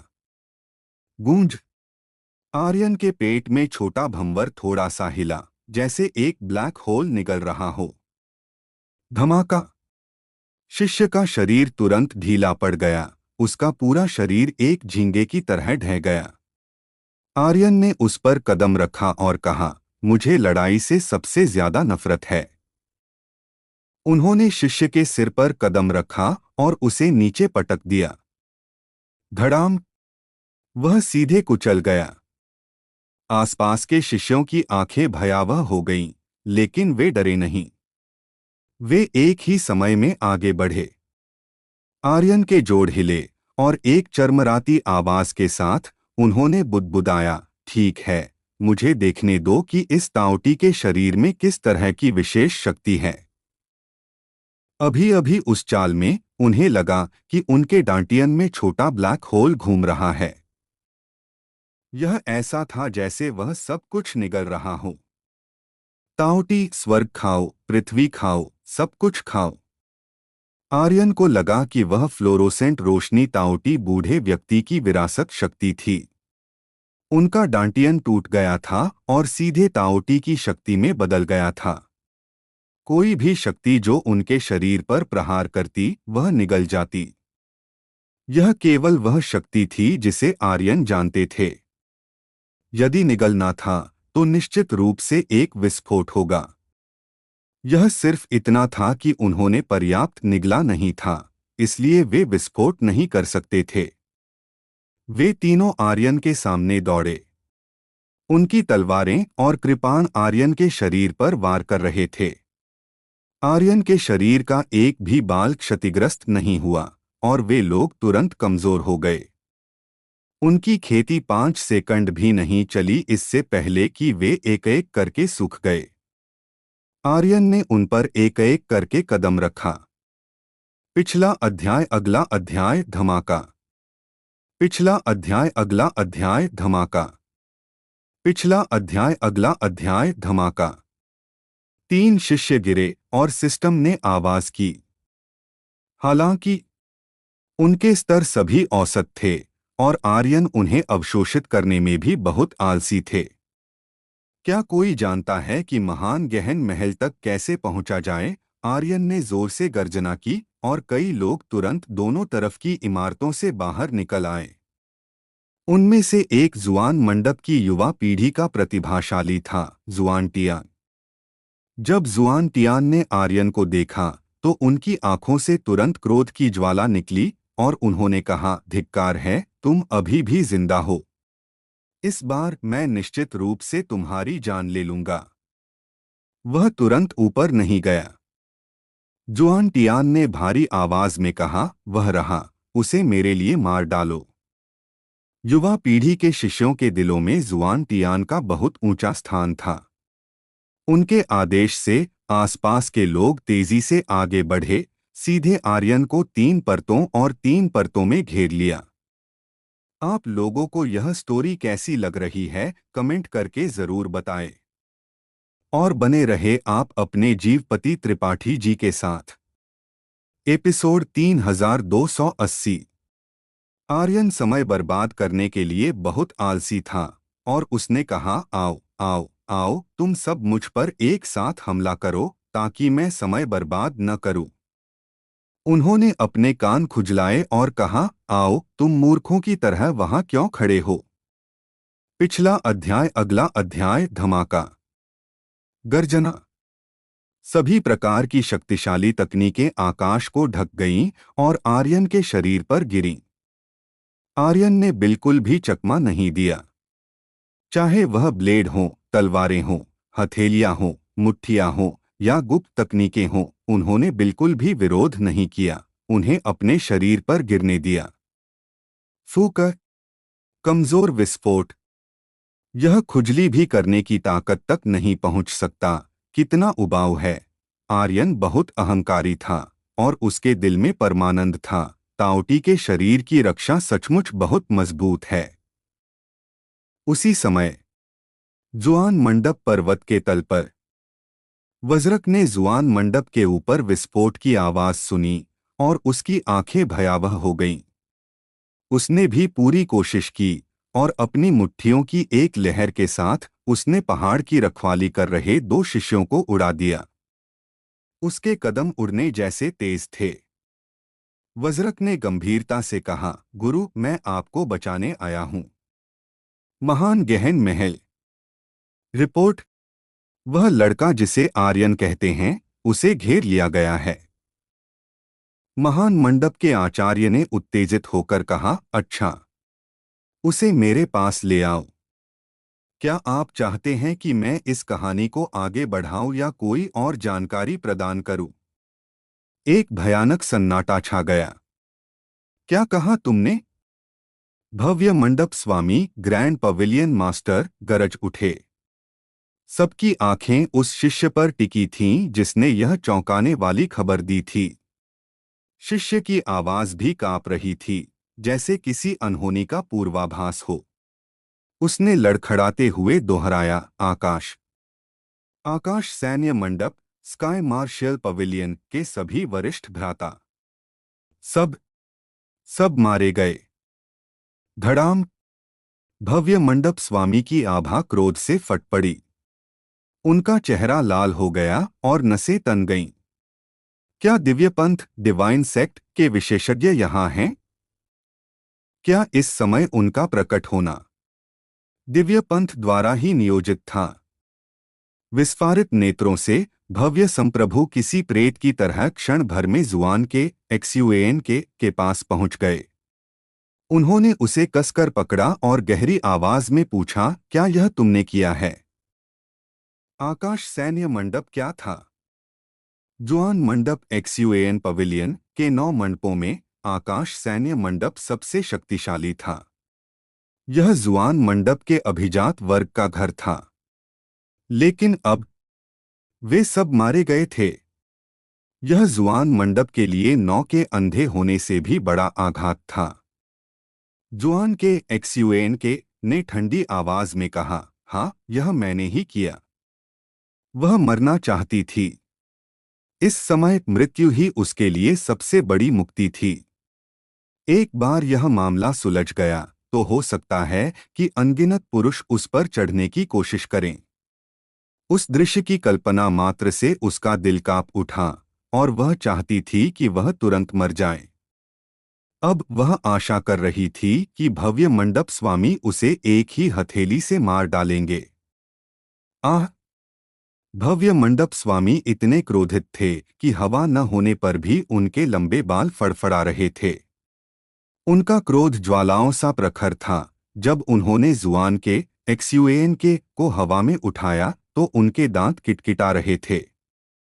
लेकिन अंत में भव्य मंडप स्वामी मंद-मंद मुस्कुराए। तुम मरना चाहती हो? मैं तुम्हें तुम्हारी इच्छा पूरी करने दूंगा। मैंने कहा था कि मैं जुआन मंडप के शिष्यों को तुम्हारे शरीर से पुरस्कृत करूंगा। जुआन के एक्सयूएन के कांप उठी। तभी खबर देने वाले शिष्य ने कहा, भव्य मंडप स्वामी, यह दिव्य पंथ, डिवाइन सेक्ट से नहीं है। क्या? भव्य मंडप स्वामी ने भौहें चढ़ाई। दिव्य पंथ से नहीं? अन्य मंडप स्वामियों ने पूछा, तो फिर कौन है? यदि यह दिव्य पंथ से नहीं है तो कौन जुआन मंडप आने की हिम्मत करेगा? क्या वह मरने से थक गया है? उसने जुआन मंडप के इतने सारे शिष्यों को मार डाला। क्या वह पागल है? वे कितने? दिव्य पंथ, डिवाइन सेक्ट भयावह था। अब जब वे अंधे थे तो उन्हें दिव्य पंथ के विशेषज्ञों से सबसे ज्यादा डर था। पहले वे बहुत डरे हुए थे, लेकिन अब जब उन्होंने सुना कि यह कोई दिव्य पंथ का विशेषज्ञ नहीं था तो वे थोड़ा शांत हुए। उनका डर चला गया और उसी समय वे क्रोधित हो गए। मुख्य मंडप स्वामी ने पूछा, दिव्य पंथ से नहीं? क्या यह मृत्यु कक्ष हॉल ऑफ डेथ के दुष्ट दानव फींडिश डीमंस हो सकते हैं? कितने लोग आए हैं? शिष्य ने कहा, यह मृत्यु कक्ष से भी कोई नहीं है। कोई आया है, कोई अकेला आया है। अकेला? सब फिर से चौंक गए। भव्य मंडप स्वामी ने कहा, उनकी किस स्तर की खेती है? क्या एक व्यक्ति पूरे आकाश सैन्य मंडप को मार सकता है? यह असंभव है। भले ही यह दिव्य पंथ का विशेषज्ञ हो, फिर भी उनके लिए आकाश सैन्य मंडप के सभी शिष्यों को मारना असंभव है। हाँ? कौन है? शिष्य ने कहा, आप सभी ने इस व्यक्ति को पहले देखा है। भव्य मंडप स्वामी चिल्लाए, बोलो। शिष्य ने कहा, वह व्यक्ति है जिसे अरहत जुआनलिंग अरहत क्षुएनलिंग ने कैद किया था। वह व्यक्ति जिसे जुआन नगर एक्सयूएन सिटी ने पकड़ा था। आर्यन लॉन्ग एफीआई नाम का व्यक्ति। जैसे ही उसने अपनी बात समाप्त की, जुआन के एक्सयूएन के की आंखें अचानक खुल गईं। जुआन यू एक्सयूएन वायु भी चौंक गई और उसने भागकर पूछा, कौन है? शिष्य ने कहा, यह वही व्यक्ति है जो आपके साथ जुआन नगर में आया था। बड़े भाई आर्यन लॉन्ग एफीआई। वह है। वह अभी मरा नहीं है। हा हा हा। जुआन यू एक्सयूएन वायु जोर से हंसी। उसने सोचा था कि खंडित आकाश शिखर ब्रोकन हेवन क्लिफ के ढहने के साथ आर्यन लॉन्ग एफीआई मलबे में दब जाएगा, मृत्यु से बच नहीं पाएगा। अब जब वह अभी भी जीवित है। जुआन यू एक्सयूएन वायु अतुलनीय रूप से प्रसन्न थी। जुआन के एक्सयूएन के भी चौंक गई। वह भागा नहीं। क्या मैंने उसे गलत दोष दिया? इस दुनिया के सभी पुरुष एक जैसे हैं। इस तरह की स्थिति में वह वास्तव में नहीं भागा और उसने इतने सारे आकाश सैन्य मंडप के शिष्यों को भी मार डाला। वह क्या करने की कोशिश कर रहा है? जुआन के एक्सयूएन के वास्तव में आर्यन लॉन्ग एफीआई को समझ नहीं पा रही थी। इस दुनिया का कोई भी पुरुष इस तरह की स्थिति में चला जाता। रहना तो बस मौत का इंतजार करना था। जुआन मंडप की शक्ति बहुत मजबूत थी। लेकिन आर्यन लॉन्ग एफीआई न केवल नहीं गया, उसने आकाश सैन्य मंडप को रौंद भी डाला। वह यह समझ नहीं पा रही थी। भव्य मंडप स्वामी ने अनजाने में मुंह बिगाड़ा और धीमी आवाज में कहा, वह बच्चा। वह केवल निचले मार्ग क्षेत्र नेदर पासेज रियल्म में है। आकाश सैन्य मंडप के सबसे कमजोर शिष्य की खेती भी उससे ज्यादा है। वह अकेले आकाश सैन्य मंडप के सभी शिष्यों को कैसे मार सकता है? निचले मार्ग क्षेत्र जुआन मंडप में कचरे जैसा है। मैंने उसकी प्रतिभा और रक्त रेखा की जांच की है। यह बहुत सामान्य है। साथ ही उसका डांटियन ये शूलुओ ये जिवलुओ के हमले से टूट गया था। उसके लिए इतनी शक्तिशाली शक्ति होना असंभव है। क्या आपको यकीन है कि आपने कोई गलती नहीं की है? सब भ्रमित थे। आकाश सैन्य मंडप जुआन मंडप का सबसे शक्तिशाली मंडप था। इसे निचले मार्ग क्षेत्र के एक कचरे द्वारा कैसे हराया जा सकता था? इससे पहले कि शिष्य बोल पाता, भव्य मंडप स्वामी ने कहा, परम दिव्य खजाना, सुप्रीम डिवाइन ट्रेजर। सभी की आंखें काली पड़ गईं। यदि यह एक परम दिव्य खजाना था तो सब कुछ समझाया जा सकता था। उनकी आभाएं सभी जुआन यू एक्सयूएन वायु की ओर दौड़ पड़ी। भव्य मंडप स्वामी फिर से जुआन यू एक्सयूएन वायु के सामने चले गए और कहा, क्या तुमने जो कहा वह सच है? तुमने उसे परम दिव्य खजाना दिया। जुआन के एक्सयूएन के भी सन्न रह गई। वायु, क्या यह सच है? जुआन एक्सयूएन वायु ने सिर हिलाया और कहा, हाँ, मैंने ही उसे दिया था। जुआन के एक्सयूएन के ने कहा, तुम मूर्ख लड़की, भले ही तुम किसी को पसंद करती हो, तुम उसे इस हद तक पसंद नहीं कर सकती, है ना? क्या जुआन परिवार के पास वास्तव में एक परम दिव्य खजाना है? जुआन एक्सयूएन वायु ने कहा, जुआन परिवार के एक पूर्वज को गलती से यह मिल गया था। हालांकि उन्हें उम्मीद नहीं थी कि यह जुआन परिवार के लिए आपदा लाएगा। हाँ हाँ हाँ। भव्य मंडप स्वामी अचानक जोर से हंसे और कहा, वास्तव में एक परम दिव्य खजाना है।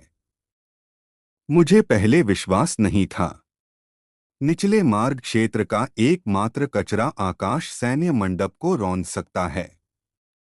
ऐसा लगता है कि यह परम दिव्य खजाना बहुत शक्तिशाली है।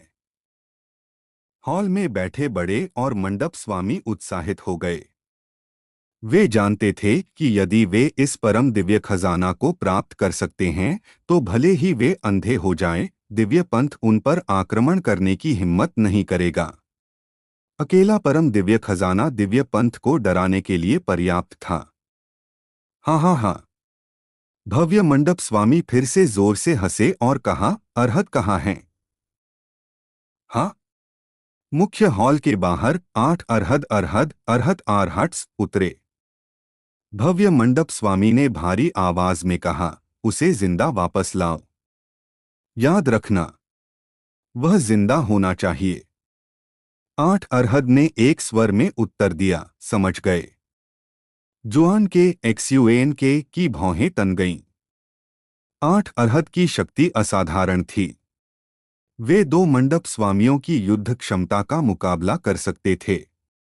यदि वे आठों एक साथ चलते तो इस दुनिया में बहुत कम लोग इसे सह पाते। जुआन एक्सयूएन वायु भी आर्यन लॉन्ग एफीआई के लिए चिंतित थी। उसने चुपचाप मुट्ठी भींच ली और आर्यन के लिए प्रार्थना की, बड़े भाई आर्यन, आपको अपना ख्याल रखना होगा। भव्य मंडप स्वामी ठंडी हंसी हंसे और कहा, चिंता मत करो, मैं तुम्हें थोड़ी देर में मिलने दूंगा। उस समय मैं तुम्हें मिलने दूंगा और उसे तुम दोनों को अपमानित होते हुए देखने दूंगा। हाँ हाँ हाँ। इस समय, इससे पहले कि अरहद उड़ पाते, एक व्यक्ति हॉल के बाहर चौक से ऊपर आया और दूर हॉल की ओर देखा। भव्य गूढ़ महल, ग्रैंड प्रोफाउंड पैलेस। आने वाला व्यक्ति स्वाभाविक रूप से आर्यन लॉन्ग एफीआई था। भव्य गूढ़ महल के 3 शब्द देखकर आर्यन लॉन्ग एफीआई ने एक लंबी सांस ली। आधे दिन भटकने के बाद वह आखिरकार पहुंच गया था। आप लोगों को यह स्टोरी कैसी लग रही है, कमेंट करके जरूर बताएं। और बने रहे आप अपने जीवपति त्रिपाठी जी के साथ। धन्यवाद मित्रों। हेलो दोस्तों, आप लोगों का स्वागत है हमारे channel story by DK FM और स्टोरी बाय डीके एफएम 2.0 पर। दोस्तों, अगर हमारे चैनल पर नए हो तो सब्सक्राइब कर लो हमारे channel story by DK FM और स्टोरी बाय डीके एफएम 2.0 को, और वीडियो पर लाइक और कमेंट भी कर दिया करो ताकि हमें पता चल सके कि आप लोगों को ये स्टोरी के साथ लग रहा है। स्पिरिट वर्ल्ड और सुपर योद्धा ध्रुव रिटर्न के असली एपिसोड आपके YouTube channel story by DKFM, जिसमें लगभग 11,000 सब्सक्राइबर है, और YouTube channel story by DKFM 2.0 और Telegram channel Dhruv return season 4 story by DKFM पर अपलोड होते हैं। अगर आप लोग दूसरे चैनलों पर एपिसोड सुन रहे हो तो उस चैनलों को अनसब्सक्राइब कर दो और मेरे channel YouTube channel story by DKFM, जिसमें लगभग 11,000 सब्सक्राइबर हैं, और YouTube channel story by DKFM 2.0 और Telegram channel Dhruv return season 4 story by DKFM से जुड़ने की कोशिश करो ताकि आप ओरिजिनल एपिसोड और सबसे पहले एपिसोड पा सको।